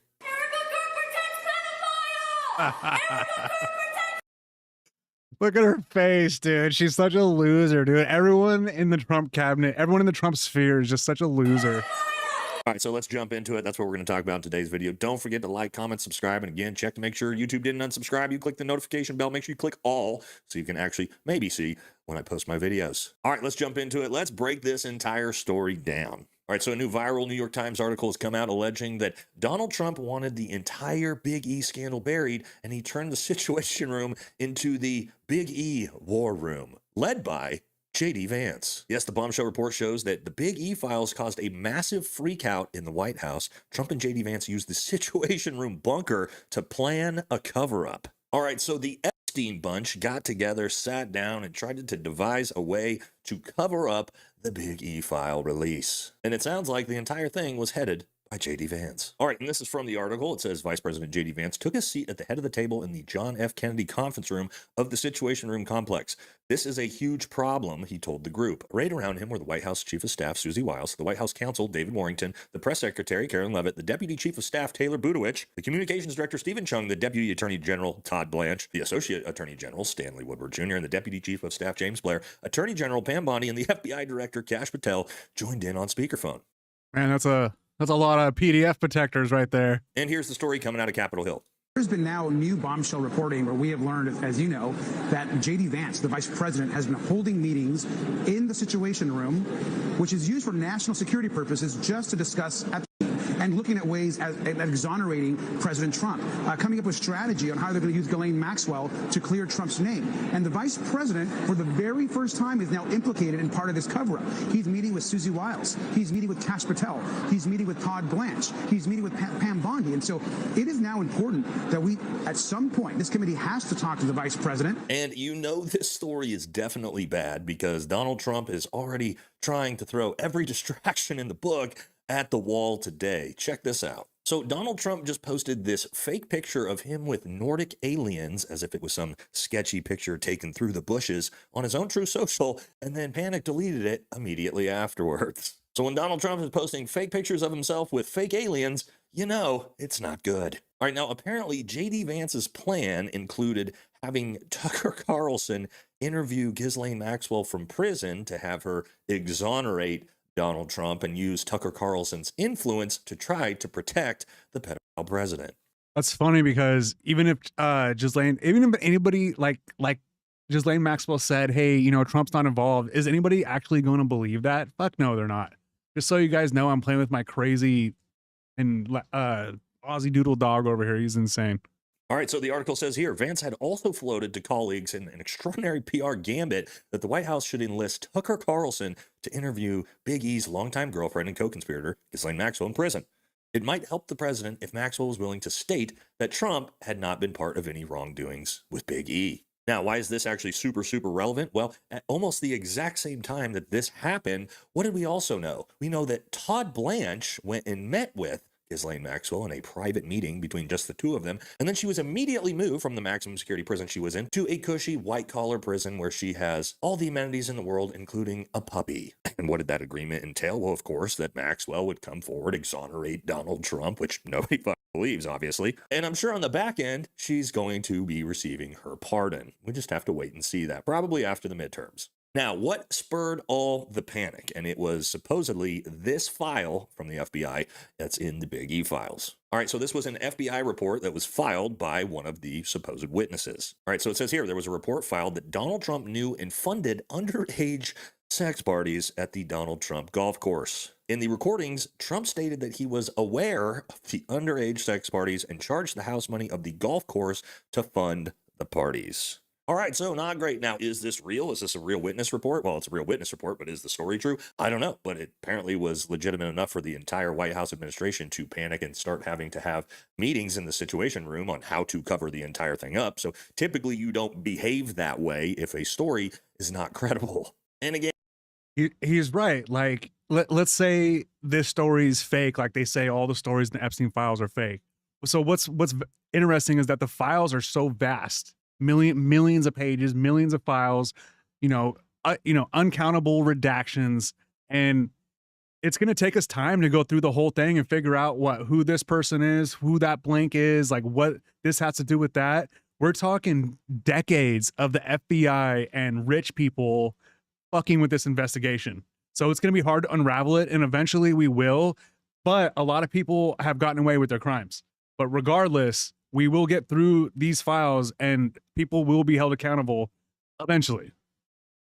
Affectionately referred to as Nipplegate. Yes, Nipplegate, White House in panic over the Big E files. And as it says here, senior advisors to President Trump convened a series of high-level meetings in the White House Situation Room last year without the president present, as officials struggled to determine how to handle mounting pressure over the release of the records connected to Big E. Now, the story is so disgusting that I actually can't even show you the documents. It's in the files of why they're calling it this, but we'll just say it has to do with Donald Trump's affinity for what he supposedly likes to do to underage girls. Fucking gross. But what we're also learning that's coming out of this story is that apparently Donald Trump called Charlie Kirk himself to scold him and reprimand him for his coverage of the Big E files just a few months before Charlie was killed.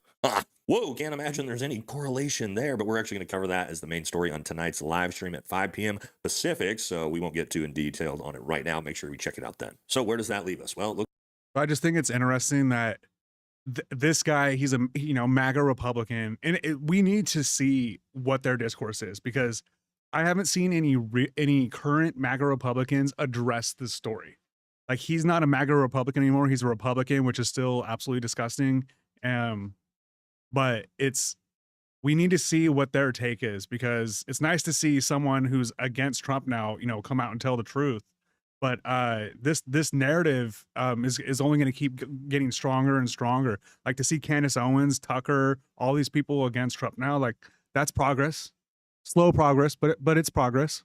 Looks like the entire Trump administration understood how implicated Donald Trump is in these files and how incriminating everything in these files are on him. And they worked overtime to devise any plan they could to try to protect the president from this information coming out to the public. Unfortunately, it has come out to the public. But isn't it crazy that nothing is going to happen? This should be the biggest scandal in American history. And reality is that probably this story will be gone in the next couple of days, and no one will be held accountable. However, this is going to add to the docket for J.D. Vance, all of the reasons why J.D. Vance will never, ever, ever become president. Even though you had him in the S tier for president just recently. Like, I saw the video a few weeks ago. It could have been an old video, but you did put J.D. Vance in the S tier of future presidents. I'm not going to let you live that down, man. Because now J.D. Vance is tied directly to the war in Iran, as well as being a pedophile protector, just like some of the greats, a.k.a. Dan Bongino, Kash Patel, and Pam Bondi. So, J.D., hope it was worth it, buddy, because your political future is over. But that's going to do it for this one. Again, catch us tonight on our live stream at 5 p.m. Pacific, and we'll catch y'all in the next video. This story is absolutely infuriating. And it's true. Like, we don't have cameras in the room, so we don't know exactly what's going on here. But we've been hearing accounts about this for decades at this point. We've been hearing accounts of what goes on in the Trump administration for this whole year. I believe everything about this story, and there's no reason really not to. It's disappointing. We have a bunch of PDF protectors in our government, and we also have a bunch of PDFs in the government as well. There's no way in hell that Donald Trump wasn't diddling teenagers. 0% chance that wasn't happening. The most disappointing part is that after this story coming out and all those files coming out, I still don't see any prosecutions happening anytime soon. That's very disappointing. We can hope that the Democrats do something when they get into office, but that's a stretch to see the Democrats do something like that. That's a stretch, to say the least. But we're going to keep on pushing for it. We're going to keep on reminding them, and we're going to do whatever we can as citizens to get those PDFs held accountable for, molesting all those girls back in the day. And they're still doing it right now. But we have a PDF problem in the United States, and it starts at the top with the PDF in chief, Donald Trump. So here's to hoping that something happens with these files. I'm not holding my breath anytime soon, but eventually we will get them. We will. So, you guys enjoyed this video, like, share, and subscribe, and I will see you in the next one.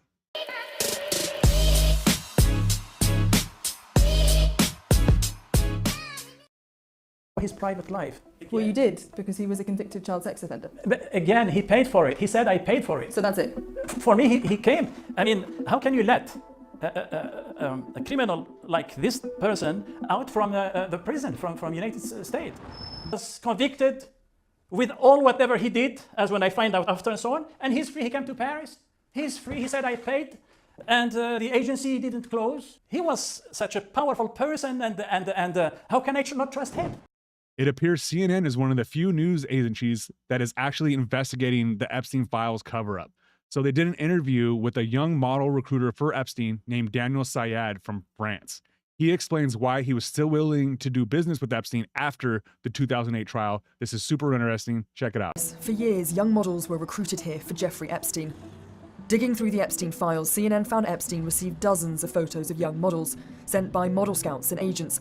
We identified at least 6 individuals, not just sending him images of models, but discussing arrangements for him to meet them, even after his 2008 conviction for soliciting prostitution, including with a minor. Now, one of them has agreed to meet with us, here in Paris. Okay, we're here.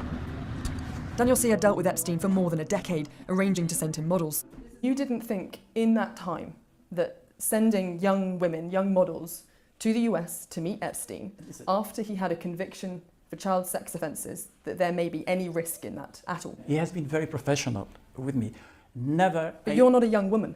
Sorry? You're not a young woman. No, listen, it's not good. My work with him has been strictly professional.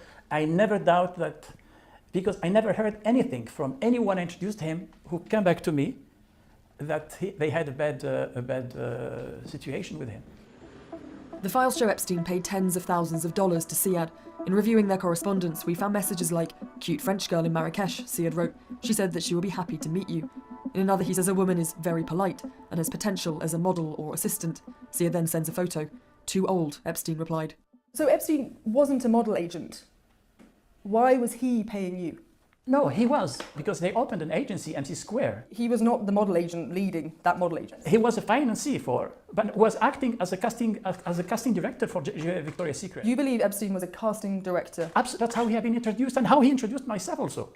In fact, we found no evidence Epstein had an official recruiting role at either company, MC Squared or Victoria's Secret. You sent an email in 2018 that said you were looking for a good-looking young assistant. If you're looking for models, yes, why are you then looking for an assistant for Jeffrey Epstein?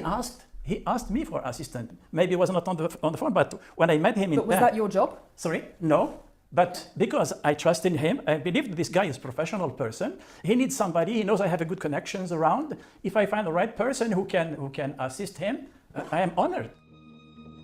One of the people Daniel Siad introduced to Epstein was Juliette. Back in 2004, she was a young model in Paris. He told me, okay, so I am Danielle. If you are interested, I can have opportunities for you in New York City. Is that country interest you? I was like, yeah, why not? Juliette had a flight booked for her to New York, where she met Epstein. She described the encounter. He asked me to undress me. So I undressed me and I kept like I always done underwear. And at this moment, he looked at me and said, "Oh, the bra too." He began to check at me and touch me and say, "Oh, no, that's not okay. Here, that's not okay." He made me turn. Here, I started to have fear. And for me, it wasn't normal. What do you think you were afraid of? I was fear because I didn't know about his intention. He just asked me to put off my bra. All was weird and unclear. We spoke to another former model, Svetlana, who shared a similar story, saying Siad first introduced her to Epstein, who later abused her. Siad maintains he didn't know that the women he sent to Epstein were abused. But he himself is also facing accusations of abuse. Ebba Carlson has accused him of rape when she was a model in France in 1990. Siad denies her allegation. To be honest with you, I don't remember at all this person, and plus I have never abused any model in my life. She remembers you? Listen, I will be very happy to confront her in the court. I don't remember. Do you have any regret about meeting Jeffrey Epstein? Yes, yeah. I feel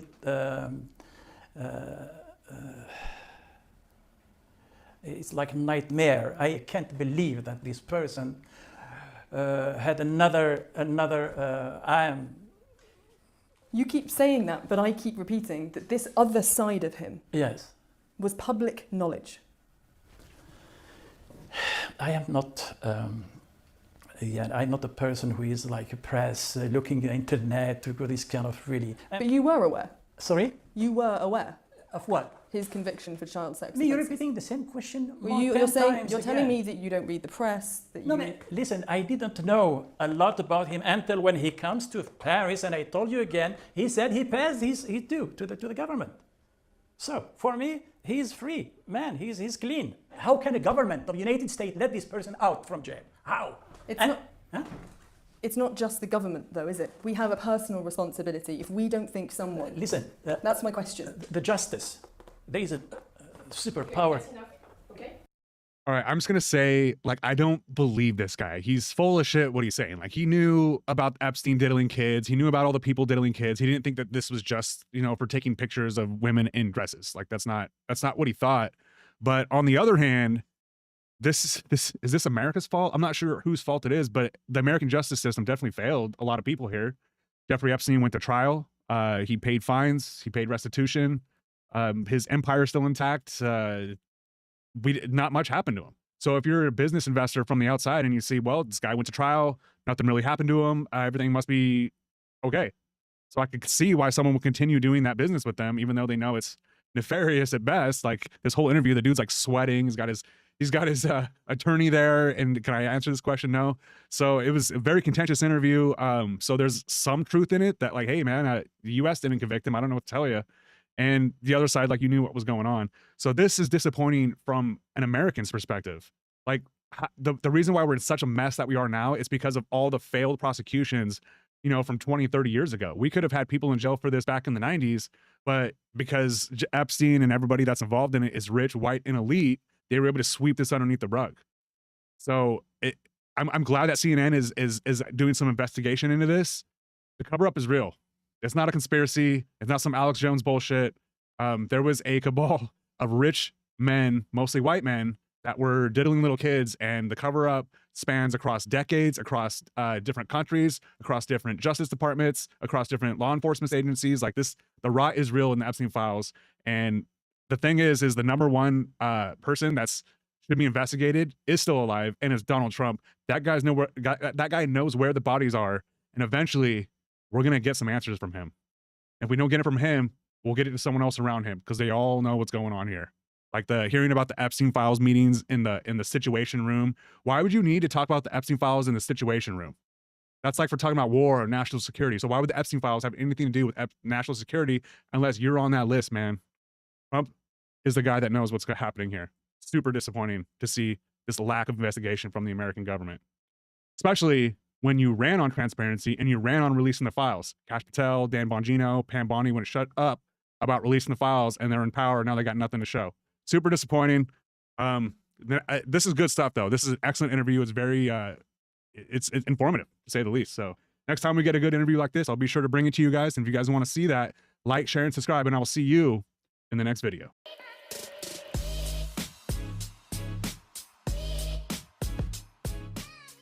Don't you think it's time that a wireless service provider got a lot better, did a lot more, gave you more for your money? They've generally been stagnant for years, and that's exactly why we've started Trump Mobile, which is a revolution in cell phone service. An unlimited plan on a nationwide network that protects your phone and protects you wherever you are, whenever you need it. American Wireless from a real American company, built for and by real Americans. We're really excited to bring this to you. Join us at TrumpMobile.com. So this idea for the Trump phone was launched about a year ago, and over 600,000 people have put down a $100 deposit to get the phone. Now, they haven't actually released the phone like commercially, but they have given out a few versions of the phone to like media personalities and things like that. And the few people that have gotten the phone are saying, A, it's not worth $500, and B, it's definitely not made in America. C, what's this plan that you guys got working on here? So the Trump phone is a disaster, like everything else Trump has done. Let's dig in. We're here to introduce Trump Mobile. It was an ambitious promise. We're going to be manufacturing the phones. A phone at $499 made entirely right here in the U.S. We wanted to see if that claim was legit. Thank you for your order, Brian Chung. Placing an order ourselves and waiting for months. Here we are in May of 2026, and there appears to be no sign of it until last month when Trump Mobile sent us a device they said was going out to some members of the media. There's a Truth Social preloaded onto the phone. Aside from that gold yellowish back, the phone appeared to resemble the U24 Pro, an Android phone made by Taiwanese company HTC. It looks very similar. It has a very distinct shape. Yeah, that does look really similar. To confirm that, we headed to iFixit's offices in San Luis Obispo, California, where lead teardown engineer Shahram Akhtari offered to help us run some tests, including through a modified CT scanner. Let's unlatch it. Okay, cool. Okay, so there it is. Which gave us an inside look at the T1 phone's guts, which looked eerily similar to a scan that iFixit ran for the HTC phone. Without cheating, tell me which one's which. Wow, they look so similar. The left image, the HTC. The T1 on the right. The battery, cameras, boards, mostly in the exact same place, with the exception of the flash. But Mokhtari and I wanted to take an even closer look, with the help of an industrial-grade microscope to see the pixels in the T1 screen. This is a pentile layout, and it's in Samsung's patented diamond layouts in particular. Definitely not made in the United States as far as I know. The same design seen in the HTC that iFixit ran under the same microscope. One more check to do, cracking it open. We're really going to test to see if this is truly just an HTC U24 Pro reskin for Trump Mobile. First off, I should remark that I literally see the word the Philippines. Breaking it down piece by piece, confirming that the parts are nearly identical to the HTC U24 Pro. The three cameras, as you point out, are in the exact same place. They're in the exact same spot. The boards are the same. Board's going to be exactly the same, yeah. iFixit confirming that its parts are very much not American, as Trump Mobile originally promised. Does it look like this is a made in the USA phone? It's unlikely. Ultimately, you won't know unless you go to the factories, but This is a Chinese phone. Everything we've seen suggests that the T1 was manufactured in the same factory. The phone, initially marketed as made in the USA, now advertised as assembled in the USA. Following our tests, HTC did not respond to our request for comment. Trump Mobile did not respond to questions about the similarities or about what part of the T1's assembly is done here in the US. But our scans and teardown confirming these phones are the same, as punctuated by one final test. We're putting the HTC components in here. Yes, making a Frankenstein phone to prove that the phones are made of the same pieces. Pulling the button, and now it says HTC. This is so funny. A photo on the T1 phone with the HTC U24 Pro board in there. That's right. Now it tells you that these boards are exactly the same, that they're fully compatible with all the components, which means they came out of the same factory by the same designer. No difference. No difference. Brian Chung literally cracking the case and then taking a selfie to prove it. I mean, was that a surprise or just feeling those two phones? Did you know what you were going to find? Yeah, well, again, when we first received the phone, we were only among a handful of outlets that actually did get them. We were kind of on the cusp of figuring out what this was. We figured it was the HTC U24 Pro based on the dimensions, the specs, the size. iFixit helped us identify that, but it wasn't until we actually went there and tore it open where we could see what was inside that we were able to definitively determine that. And I should point out that we only got this phone because we are the media. We did have an order put in on behalf of NBC News. That has still yet to be fulfilled, implying that the customers that in earnest ordered one haven't received them yet. But I should point out we did put the phone back together. I do have the T1 phone in my hand right here. It is fully functional, so it's not like you can't, after you tear it down, put it back together. The very smart folks over at iFixit were able to do that. So, are you making calls on it?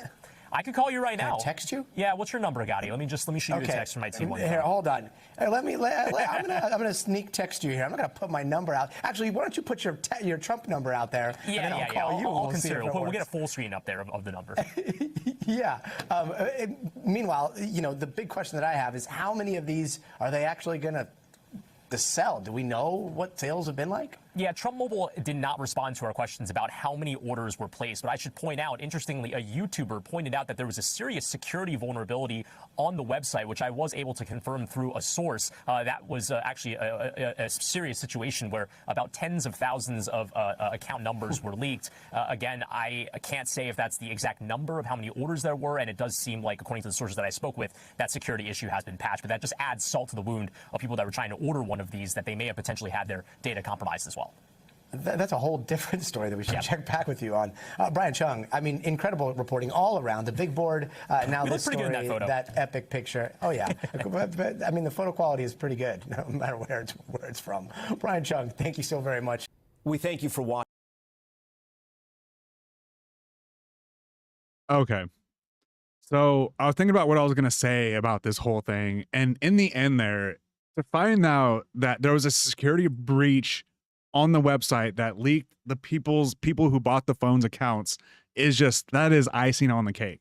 So first thing is, why is Donald Trump and his siblings making a phone right now? He's the president of the United States. He's going to make money off of this, theoretically.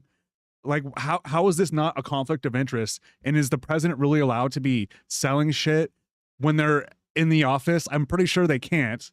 Next, like you said, it was going to be made in America when it's clearly not made in America. That is a Chinese phone that you refurbished and saying that we assembled it in America. That's all a lie right there. Literally all of it.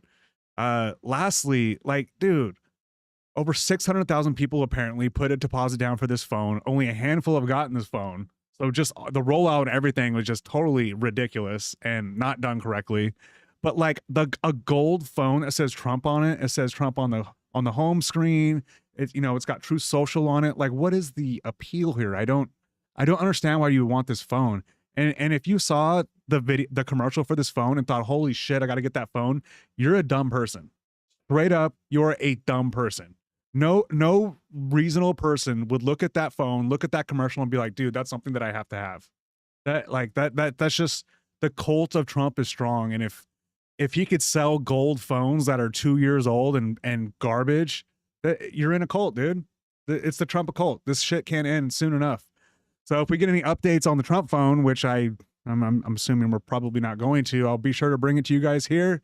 And like, share, and subscribe, and I'll see you guys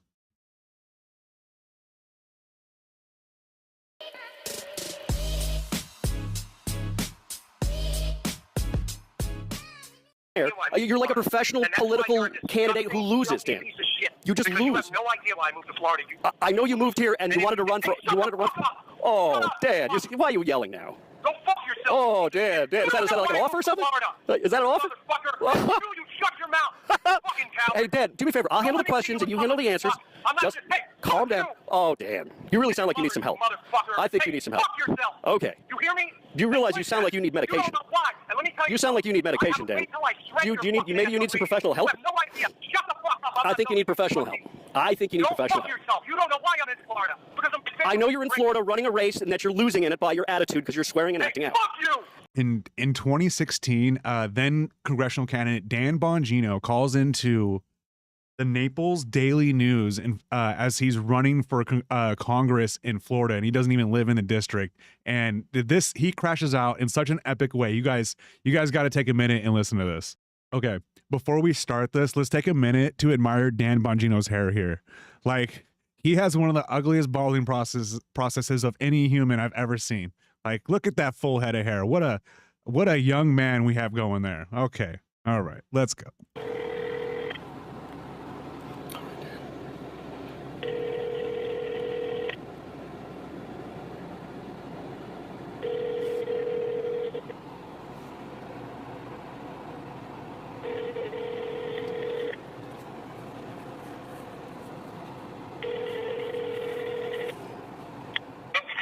Hey, Dan, it's Mark Caputo. Hey. All right, so you won't answer me publicly. So what did she get her wrong in her story? Well, Mark, I'll be honest with you. We could have cleared this up from minute one when I called you. Okay, but you didn't give me your number. You gave me your number now. So now we're clearing this up. What did she get wrong in her story? Her story, her initial tweet, which is what you asked me about. I didn't ask you about her initial tweet. I asked you about the story it was connected to. What was the story? What was wrong with it? Mark. Yes. You want an answer? I want an answer to the question, and you're not answering the question. You asked me what the Naples Daily News was being dishonest about in response to my propaganda tweet. And your propaganda. Don't rewrite what happened. And your propaganda tweet was in relation to what she wrote today.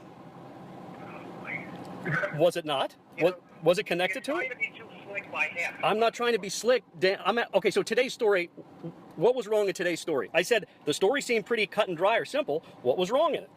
Hold on, I'm trying to find it. You want to know their track record of dishonesty with my campaign? Or you want to, because I can point out individual lines there too. You want me to send you screenshots of the emails we sent to them, giving them the donor information that Alex asked for? What did you write in the story today? Oh, we didn't reply. Really? You want screenshots of that? Sure. I don't know why you didn't do that to me before, but... Yeah, because Mark, here's what's happening. How you're immune to this, I don't get. I mean, you can't be this naive. They tweeted out, Alex a long time ago, tweeted out a story about the industry's just one event, saying he only has one district donor because she's incapable of reading an FEC report. That is a wholly inaccurate story. We have hundreds. Now, we happen to have small donors, unlike Francis Green, who is a billionaire. He's got his own big donors.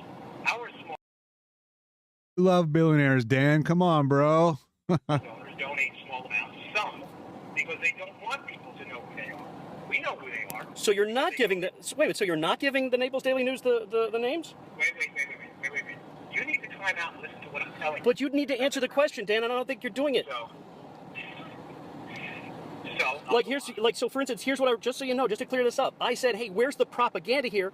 It seems like a pretty straightforward story. I'm clearly referring to the story. And now you're saying I was referring to the tweet, and I wasn't. No, Mark, that's not the case. You asked me where these guys had gone wrong and what the propaganda was in response to Aaron. I said, hold on, I said about this one thing. I said it, but I said a pretty straightforward story, did I not? I have to go back to the tweet. Well, I'm reading it to you right now, so you got to trust me. How did it start? Tell me how this started. Hey, Dan Bongino, what's in your campaign receipts? Asks Eric Sarkisian, and he connects it to a story. So I read the story, I'm like, eh? And then you respond, hey, my campaign is full of passionate small donors who despise the Naples Daily News and the propaganda is working there. And so I said, okay, where's the propaganda here? It seems like a pretty straightforward story. Okay, you don't understand. The story is pinnacle of a series of narratives the Naples Daily News has put out. Yeah, but Day one, I already said no, but Dan, listen, you're not making sense here, because I'm clearly referring to the story, and then you refuse to answer and start talking about some tweet which had nothing to do with that question. Hold on, wait, if I can,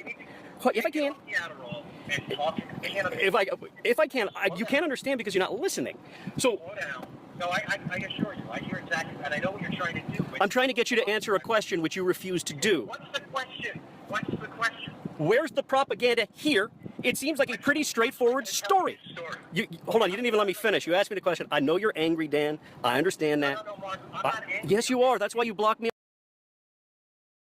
So basically what's happening is the story was Dan Bongino will not tell us who's funding his campaign. And then someone tweeted out, hey, you know, here's a big donor donating to Dan. And Dan said, hey, this is propaganda. And this guy's like, hey, are you going to tell, like, did this guy donate to you or not? And Dan is just like doing the classic MAGA thing where he's not answering the question. He's pretending like he doesn't understand the question. And then he pretends like the interviewer doesn't understand the question. And it's just this like, this bullshit thing that MAGA tends to do to like gum up the conversation so they don't have to answer for their BS. On Twitter, you're angry that I've just asked a simple question. Okay, well, that's fine. But again, I asked you a simple question about the propaganda here in this story, and I'm not getting you not answering the question. That's what I don't get. I don't get why you can't answer the question. You're just going to keep talking.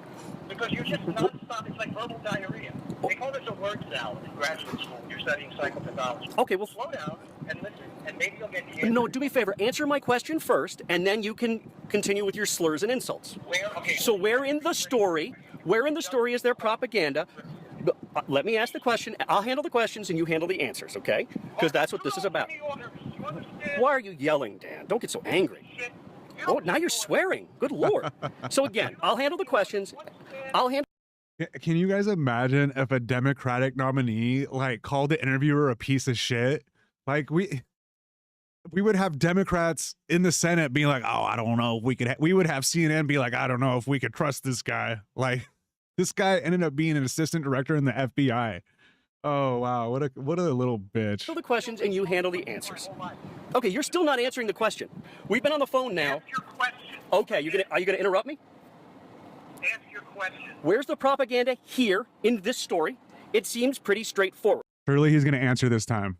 Again, for the 15th time, we do not have one donor in the district, and we have communicated this information to the Naples. That's not in that story he's linking to. You're not answering my question about that story. Mark, you're not interested in it. You're a total bullshit artist with zero credibility. You're really. Dan, you have zero credibility, bro.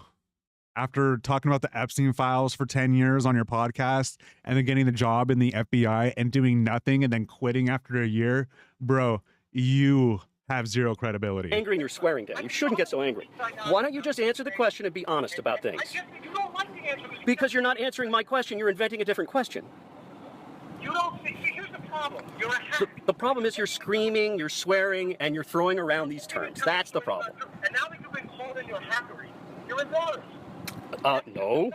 No, you're embarrassed because you can't answer the question. You can't answer the question. So you just to clarify, in the story, you can't point to any propaganda or error. We have communicated this information to the Naples Daily News, to which I just replied you. I have actual screenshots, and you're still... Okay, tell me, hold on, let me look at my email while we're on the phone.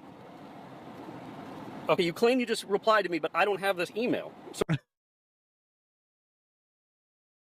I'll send you the screenshots right now. You haven't sent me any screenshots. How's he gonna answer this one? Let's go, Dan. So now, once again, you're telling me something that's just not checking out, Dan. You're not being straightforward with me. Now, I understand if you've got a problem with other stories. I'm going to send you this email because your IQ level is not high enough. Wow, to comprehend what I'm telling you. So I'm smart enough to know when someone can't answer the question and has to start throwing around terms and slurs and swearing and raising his voice. I understand that. Listen, you can go fuck yourself. Oh, Dad, you're so angry. Why are you so angry?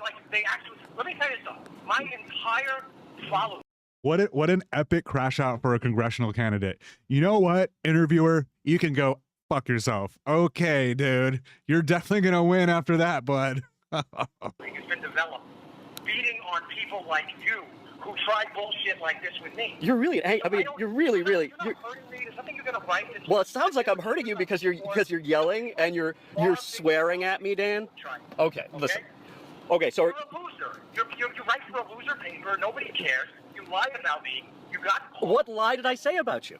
And my audience is far bigger than yours. And listen, we're all I'm very impressed. I'm very impressed that you have a big audience, and you need to brag about that. Because both of us got paid in a private life to do this. I don't anymore. Will be if I don't win. This is a grown-ass man that apparently was working in the FBI. My audience is bigger than yours. Come on, dude. Well, it seems like you get paid. It seems like you get paid to campaign. Like you drop $1,200 at Outback Steakhouse. Are you living off of your campaign donations? For my campaign. No, I actually sold 2 New York Times best-selling books, unlike you. Well, it looks like you're like a professional candidate. Like, so you ran and lost in Maryland. Dude. Then you went to go run another House seat. Did you lose in Maryland? How many times did you lose in Maryland? How many times did you lose in Maryland? You're not going to answer that question either? Are you going to answer that question? Are you going to answer that question? Are you going to answer? Are you going to answer the question? That's from a presidential campaign. That's you. All right. That's from a presidential campaign chief of staff. I kid you not. Caputo's an asshole. Okay. That's your reputation. All right, great. What? So again, it's great for me, not for you. How many races did you lose in Maryland? I lost 2. How many of you run it? And then how many times? And now you're running for 19. You don't have the balls to do it yourself. You're running for. Wait, I don't have the balls. I don't have the balls to run losing campaigns and then to live off the campaign money. I guess not. You talk about people inside the boxing ring who will never get in yourself, and then you write lies about them. You still haven't specified what the lie is. You don't live it. You're the very definition of a loser. You're a loser. You're life's loser. You write about what other people do. Okay, You've and never how many? done what I've done. Okay, so the Secret Service would laugh at a guy like you. Well, I mean, you did leave the Secret Service under strange circumstances, right? Yeah, that's right. I was 56 out of 56, right? The perfect score. I also put a blog piece out publishing my departure notice. Dan Bongino was an exceptional. Oh, you missed that one too, you loser. You are such a discredit. You're so angry, Dan. You're so angry because you're not answering the question. So listen, you lost 2 House races in Maryland. You moved down to. You're not capable of answering. You're not capable of. I am. We've already established that you're not going to answer the question concerning what was wrong in this story specifically. I am going We've established to humiliate you from this point. You are now chapter 4 of my book, and unlike you people. All right, great. Do me a favor. My first name, spell it with a C, if you don't mind. Okay. And I'm going to make you an example. You will regret the day we have this conversation. Okay, I will. If you want to threaten me, threaten me and swear at me, you're free to do that. I promise you. Oh, okay. You will rue the day you lied about me. I didn't lie about you, Dan. You haven't said what the lie is. You're a liar. What is the lie? You are a liar. What's the lie? You're nothing but a liar. What's the lie? Journalist. Okay, what's the lie? You got nothing. What's the lie? I told you what the story What's the lie? I told you how it was a lie, and you can't accept it. No, you didn't. You didn't say what the lie was. Dan, you really. You can't accept the quote again that Caputo is an asshole, and I quote, always. He thinks he is part of the story too. Ignore this loser. I can accept the fact that people are critical of me. It seems like you're unable to accept the fact that people ask general questions. They think you're an asshole. That's different. Well, I would say that's critical. Well, maybe in your world that's not critical, I guess. Yeah, and Richard, I mean, didn't Hannity embarrass you on Twitter too? Well, there are other people who think otherwise, but if you I remember he regretted it too, because we think to ourselves all the time, like, why would a guy with a following like me mention a hack like you and give you followers? That's what I always debate. I always debate that. Like, should I give this guy a following? And the answer is no, I really shouldn't. But given that you're such a hack and such a liar, I think sometimes I have to make an example out of people. So you're going to win this race because you're a winner, right? Yeah, you know what, Mark? What if you lose? Well, this will be your third race in a row. Third race in a row in 2 states you lose, right? You know, seriously. Your third race in a row. So because I look at you and I'm embarrassed. Your third, yeah. You were that kid who was beat up a lot in high school, right? Oh, you'd be surprised. So because we used to get guys like you in the Secret Service, and we'd have to fire them because they were so pathetic. They usually go into journalism. So you can't take it. Dan Bongino, I'm pretty sure, I was just looking it up right now, I'm pretty sure he got pushed out of the Secret Service. Like, just the things I'm looking at that he was like against, he was just very political in everything that he did. And it sounds like he got pushed out for being a political hack. It hurts, doesn't it? Oh, I know it hurts. Well, no, I'm not the one swearing and being angry. So let's see, you're going to lose this race as well, right? Because you sound angry.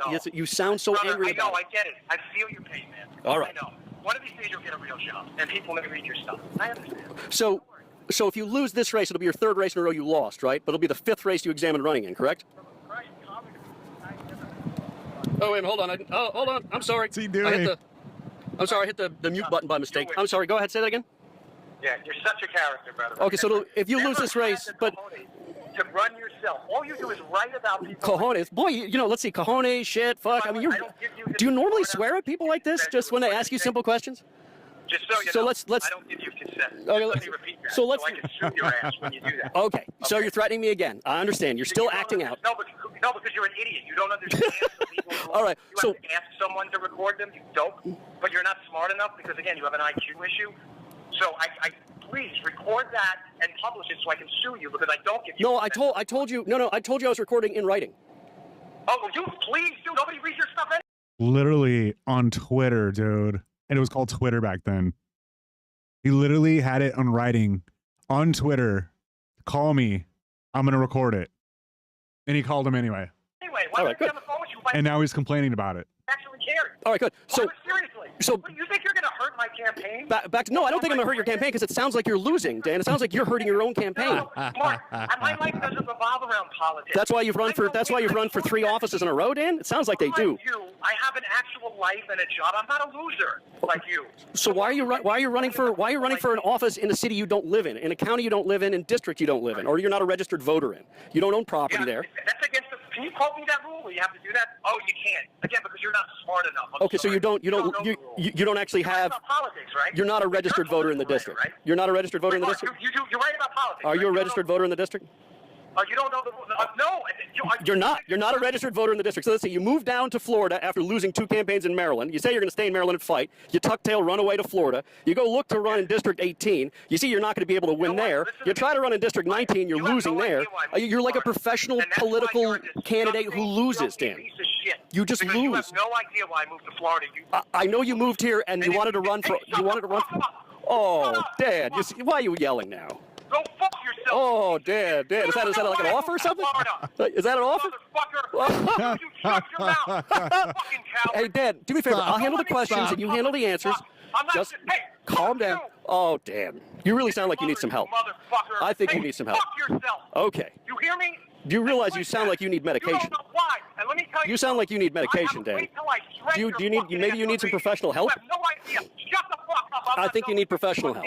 I think you need professional help. Yourself. You don't know why I'm in Florida. Because I know you're in Florida running a race and that you're losing in it by your attitude because you're swearing and acting out. Fuck you. And I also know that you looked at running in another district and you knew you couldn't win there either. Hey, listen to me. So let's see. That's 3. I'm going to expose you now. Okay. And when I tell everybody the real reason I'm down here, I'm going to expose your fucking ass even more. All right. You're free to do that. And you can continue to threaten. You can continue to threaten me if you'd like. You're a piece of shit. Because you're a lying scumbag, and it's people like you. You haven't even established where I lied. We've already established in the record where you've lied. Yeah, and now you're acting out and you're swearing. Piece of shit. You know what? Go fuck yourself. All right. Well, you hung up on me. Okay, Dan Bongino crashing out in one of the most epic public crash outs I probably ever heard. Like, this is in the context of just recently Donald Trump crashed out on Kristen Welker in the Meet the Press interview when he was pressed on election fraud, which he has no evidence of. So Dan Bongino, like, I didn't even know this. He's ran for office at least 5 times in 5 different districts and lost all 5. And he gets a call from his radio show, which he answered for some reason. And whatever that Florida drama is, it's Florida drama.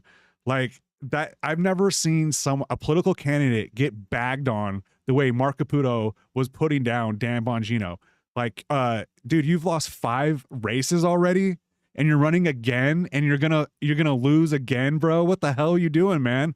And Mark doesn't even know about his stint in the FBI that he's about to do. He's going to be in the FBI for a year after, saying all this Epstein stuff is going to become, he's going to uncover day 1, uncovers nothing, quits after a year in total disgrace, goes on Hannity, says he's afraid for his life. What a complete fraud, clown, bitch. Like, the amount of F-bombs and put downs he did on this interview, I've never seen anything like it. Dan Bongino is always like, hey, the country's falling apart. I'm in danger. Like, he is afraid of his own shadow. Like, he's a scaredy cat. And Dan, I'm assuming you're not listening, but bro, get off the air, dude. You're a clown, dude. And you're a coward and you're worthless. All you have All you've done that has any meaning at all is your podcast, and your podcast is a bunch of whining and lying. That's all it is. Dan Bongino is a fraud.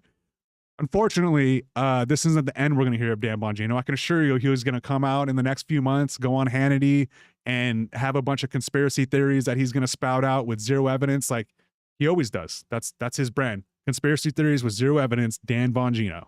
So if he does do something, I'll make sure to make another video about it, and we'll laugh at him together. So if you guys like this one, like, share, and subscribe, and I'll see you in the next one.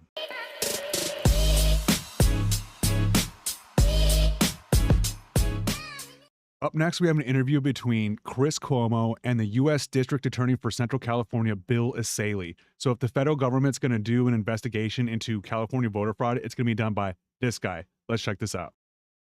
But you've never presented evidence that it was rigged. Let's keep talking about, I want to talk about Todd You Blanche. have more evidence. There's more evidence than ever presented. Let's talk Your about... elections in this country, we're like a third world country. Your elections are crooked, and you're crooked, and Meet the Press is crooked, and so is ABC, and CBS, and CNN. But Mr. President... You're one-sided crooked networks. All right, let's call it quits, because I've had enough. Thank you, darling. Have a good time. That was just so embarrassing. Good Lord, man. Absolutely ridiculous. Look, this is the moment. This is the only reason this interview was celebrated. It's because the president said he had enough and he wanted to leave. And that was called a great case of pushing back. And now we're going to have another journalist made into a hero because the president doesn't like them for the moment. But it wasn't. Because here's what should have been said in that situation. And it's not 20/20 hindsight. I've done that interview. I've done many like it. And in the moment, I would have said this. The only proof that we know of anyone or anything at scale trying to affect the outcome of an election is what you did and what you had people do in your elections that was adduced, deduced, and reduced in a court of law. That's why people lost their licenses. That's why they went away. That's why they had to admit they were lying. They were doing all those things for you. That's what we know. It's true. Dozens of people went to prison for him. You remember Tina Peters? She just got her commute sentence in Colorado. Like, she went to prison for, election fraud. And you guys remember, like, the cyber symposium, the cyber ninjas, release the Kraken, all that shit. There was years of election denial. And after that was in 2020. Now it's 2026. Over 5 years of election denial from this president. What we don't know is that there is any good reason at scale to look at California's voting and say, I wish you would do this faster. I can't believe this is as good as you can do. You're asking for people to say that it's illegitimate, which is a political argument, not a legal one. So let's bring in Mr. Bill Essayli, First Assistant Attorney for the Central District of California. Good to see you, sir. Thank you for taking the opportunity to have this conversation. Good to see you. So stoked to be here. Do you know, sir, at this point, like right now, can you say we have big questions about potential fraud in California? We do have big questions about fraud in California. Let's just deal with the facts for a second. We do have election fraud. We charged a case just last month. I'm not sure if you covered it, but there was an individual who was caught on video paying homeless people in Skid Row to register to vote with false information. That's not a theory. That's not a suspicion. That is a case that we filed, and she has pled guilty to that. So that's a conviction. So we have multiple cases in that vein open on election fraud. Now, the question that, you ask, and many is it widespread? How much is it? No. Is it enough to sway an election? Well, the answer is we don't know. No, you can't say no. You haven't done an investigation. You don't know. No, you don't. Oh, you don't know because we have not been able to. You haven't done an investigation. We want to get the voter rolls. You haven't. Oh, Mr. we're Essayli, doing the investigation. You are just that's different. So then you have not conducted an investigation. You are conducting one. So you don't know, and you are in the business of knowing. Right now, you don't. You are pointing to one case, and you know what? You could point to a dozen. Do you know why?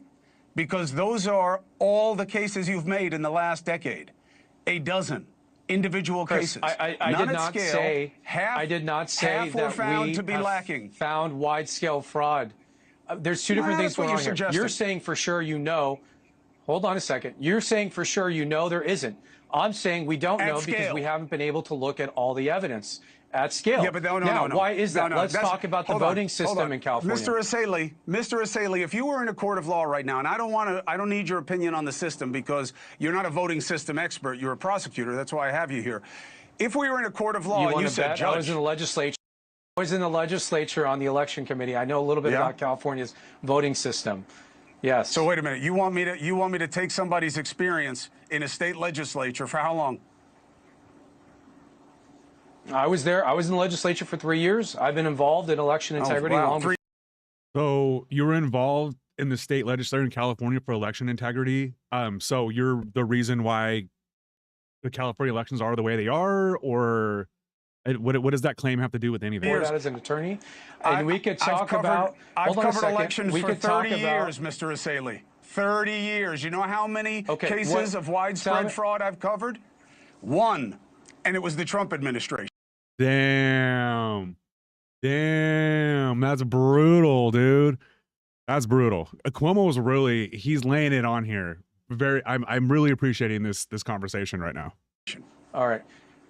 Okay, under federal law, we're entitled to audit California's voter rolls. Under multiple civil rights statutes, we're entitled to audit those. Yes, you are. The state is resisting. Yes, you are. Why is that? I know. Why are they resisting? It's a bad look. The best way to deal with all this is to have transparency and to give people, like Chris, I don't care what the outcome of the election is. We want people to have confidence in the systems and that the laws are being followed. I agree. So yeah, when California lets you register to vote with a gym card, that is not a good system. When you can register to vote with a debit card, that's not a good system. When Not true. Both of those are straight up lies. You don't clean your voter rolls, that is not a good system. When you legalize ballot harvesting, which is illegal in most states. Yeah, but it's legal in California. Terrible argument. With no chain of custody, not a good system. And then you ask us, why don't we have evidence of wide-scale fraud? Because the last part is inaccurate. What's inaccurate? The last part is inaccurate. The other ones are good arguments. They're just political arguments, not legal ones. And again, you are in a legal capacity, not a political one. Okay? Maybe you're getting them confused because of the legislative hat or being in the Trump administration. But if you were in a court of law right now, Mr. Asali, and said to a judge, Your Honor, telling you why we need to audit the rolls. Excuse me, sir. Hold on a second. I'm not saying you shouldn't audit the rolls. I was nodding along and saying yes, yes, while you were saying we have every right to audit the rolls, and the state saying no is a bad look. That's what I said, a bad look. All right, so I'm with you. But if you were to say to a judge, Your Honor, we don't know that they didn't do it, that is a bullshit standard. Now, it works in politics, not in law. Cuomo's exactly correct here. Like, we have all of these Trump officials saying that, and California officials, MAGA, saying that there's voter fraud, but they haven't taken anything to court. You know why they haven't taken anything to court? Because it's all bullshit. You can't just say, hey, I have a feeling that there's fraud going on. Like, you have to present evidence. That's why all those cases back in 2020 were just dismissed, because it was like, dude, you don't have a case here. This is absolutely ridiculous. That's what I want to make sure you know how to keep straight. We have not charged the state of California with wide-scale voter fraud. We're conducting an investigation. We have not brought a case, and I guarantee you, when we do bring cases, we will have plenty of evidence to prove beyond a reasonable doubt in a court of law. That is how we work. That is how we speak. I have not provided any specifics on any case. I've simply told you there is evidence of voter fraud. We are looking into it, and when we're ready to bring those cases, you'll see the evidence. You'll see the case. We'll make it in a court of law. But we want to instill confidence in the elections, which is why we are seeking to audit the voter rolls. And that, to me, is the best way to alleviate most of people's suspicion. We have a system that breeds skepticism and distrust. We should have a little transparency and confidence in our system. I'm all for the transparency. I'm all for it. Thank you very much. Appreciate you making the case. When you have evidence you are willing, that you can present to the public, obviously, you are more than willing to have a platform here to do so. Everybody's got to trust the process. Main point being is Bro, you're a district attorney. Like you're a serious person. You can't be just lobbying around accusations like on TV like that. Typically, when you're doing an investigation and you have evidence and you want to present it to a prosecutor, like you don't go on TV saying, I have all this going on, you know, like you don't, that ruins your case. So just that move right there makes you not a pro attorney. Like that is some amateur shit right there. And so after this interview, Chris Cuomo joins Brian Tyler Cohen and does an interview about this interview. And he made some excellent points about Trump and the Republican Party. Let's go. A federal investigator is not supposed to assume a crime and go look for proof of it. Yep. You're supposed to do the opposite. And the idea that a federal prosecutor is going to look me in the eye on national television and say, well, we don't know that there isn't fraud. Right. I mean, look, I can say that. You can say that. It's okay to be suspicious. We're not federal prosecutors. And his arguments after that were even more telling. They were all political. Yeah. Well, they let you use a library card in it, which, by the way, isn't even true contextually, but it doesn't matter. They're not legal arguments. Right. None of them were. And that's what was scary to me. And that's why I got up on the guy. As you know, Brian, I know how to fight. I'm a very skilled debater. I just don't think it moves the needle. I believe in conversating. I believe in giving people their best say. This guy was asking for it, so he got it. I think he got up and left because it was a woman, maybe a black woman, and I think he's got a real problem with that. Maybe it's generational, maybe it's dispositional. But I got to tell you something. You're right, but the where's your proof is not the right pushback for a journalist, okay? Here's the pushback. One, if you want to talk about proof that we have of things being done wrong in an election, let's look at you, sir. Yeah. Joe Biden didn't put any of your people in jail. Courts did. Their own words did. They lied for you. They manipulated for you, and they admitted it. You had an agency going around saying that they had all these affidavits that could prove things, and then in open court, when their law licenses were on the line, their lawyers had to admit that their client didn't have any such information. That's the proof. That's the evidence that we have. And that was the right pushback on him. You are accusing someone else of something in a vacuum that you yourself did. And look, I'm fine with Kristen. That's not the point. I'm saying that we have a tendency right now, especially on the left, to heroize people who the president simply just doesn't like. To me, I don't like the standard. But when it comes to election security, he's creating a boogeyman. And the irony is he's the only one who has done what he says is happening. Right. So Donald Trump lost the 2020 election to Joe Biden, claims voter fraud, like had the insurrection, did dozens of court cases, spent millions of dollars. After 5 years, still has not been able to prove that Biden and the Democrats committed voter fraud in that and stole the election from Donald Trump. After 5 years, zero proof. People have gone to prison for it. People have been bankrupted for it. But there's still no evidence that the election was stolen in 2020. So for 5 years, they're talking about your election being stolen. Now another election happens, and now you're saying fraud with zero evidence. You see the pattern here? The pattern here is that whenever you lose, it's because of fraud. But if you win, it's totally okay. 2020, Trump lost, fraud. 2024, he won, election's fine. 2026, MAGA people are losing, now there's fraud. You guys get it? So we have the 2028 midterms coming up, and if you guys think that there's not going to be some shenanigans pulled by MAGA in this one, I have a bridge to sell you. This thing is going to be ugly, and our only hope, if this is even possible, is to make this election too big to rig in Democrats' favor. So all my progressive friends out there that won't vote for this blue candidate for this or that reason, we have to get out there and vote, or Donald Trump is going to destroy this country. I realize that MAGA has been saying that for years about Joe Biden, and it didn't happen, but this time it seems pretty real. So, guys, stick with me on this journey. We have a long ways to go to get rid of the orange man. We're getting there. We're getting there. So, if you guys want to join me on that journey, like, share, and subscribe, and I'll see you in the next video.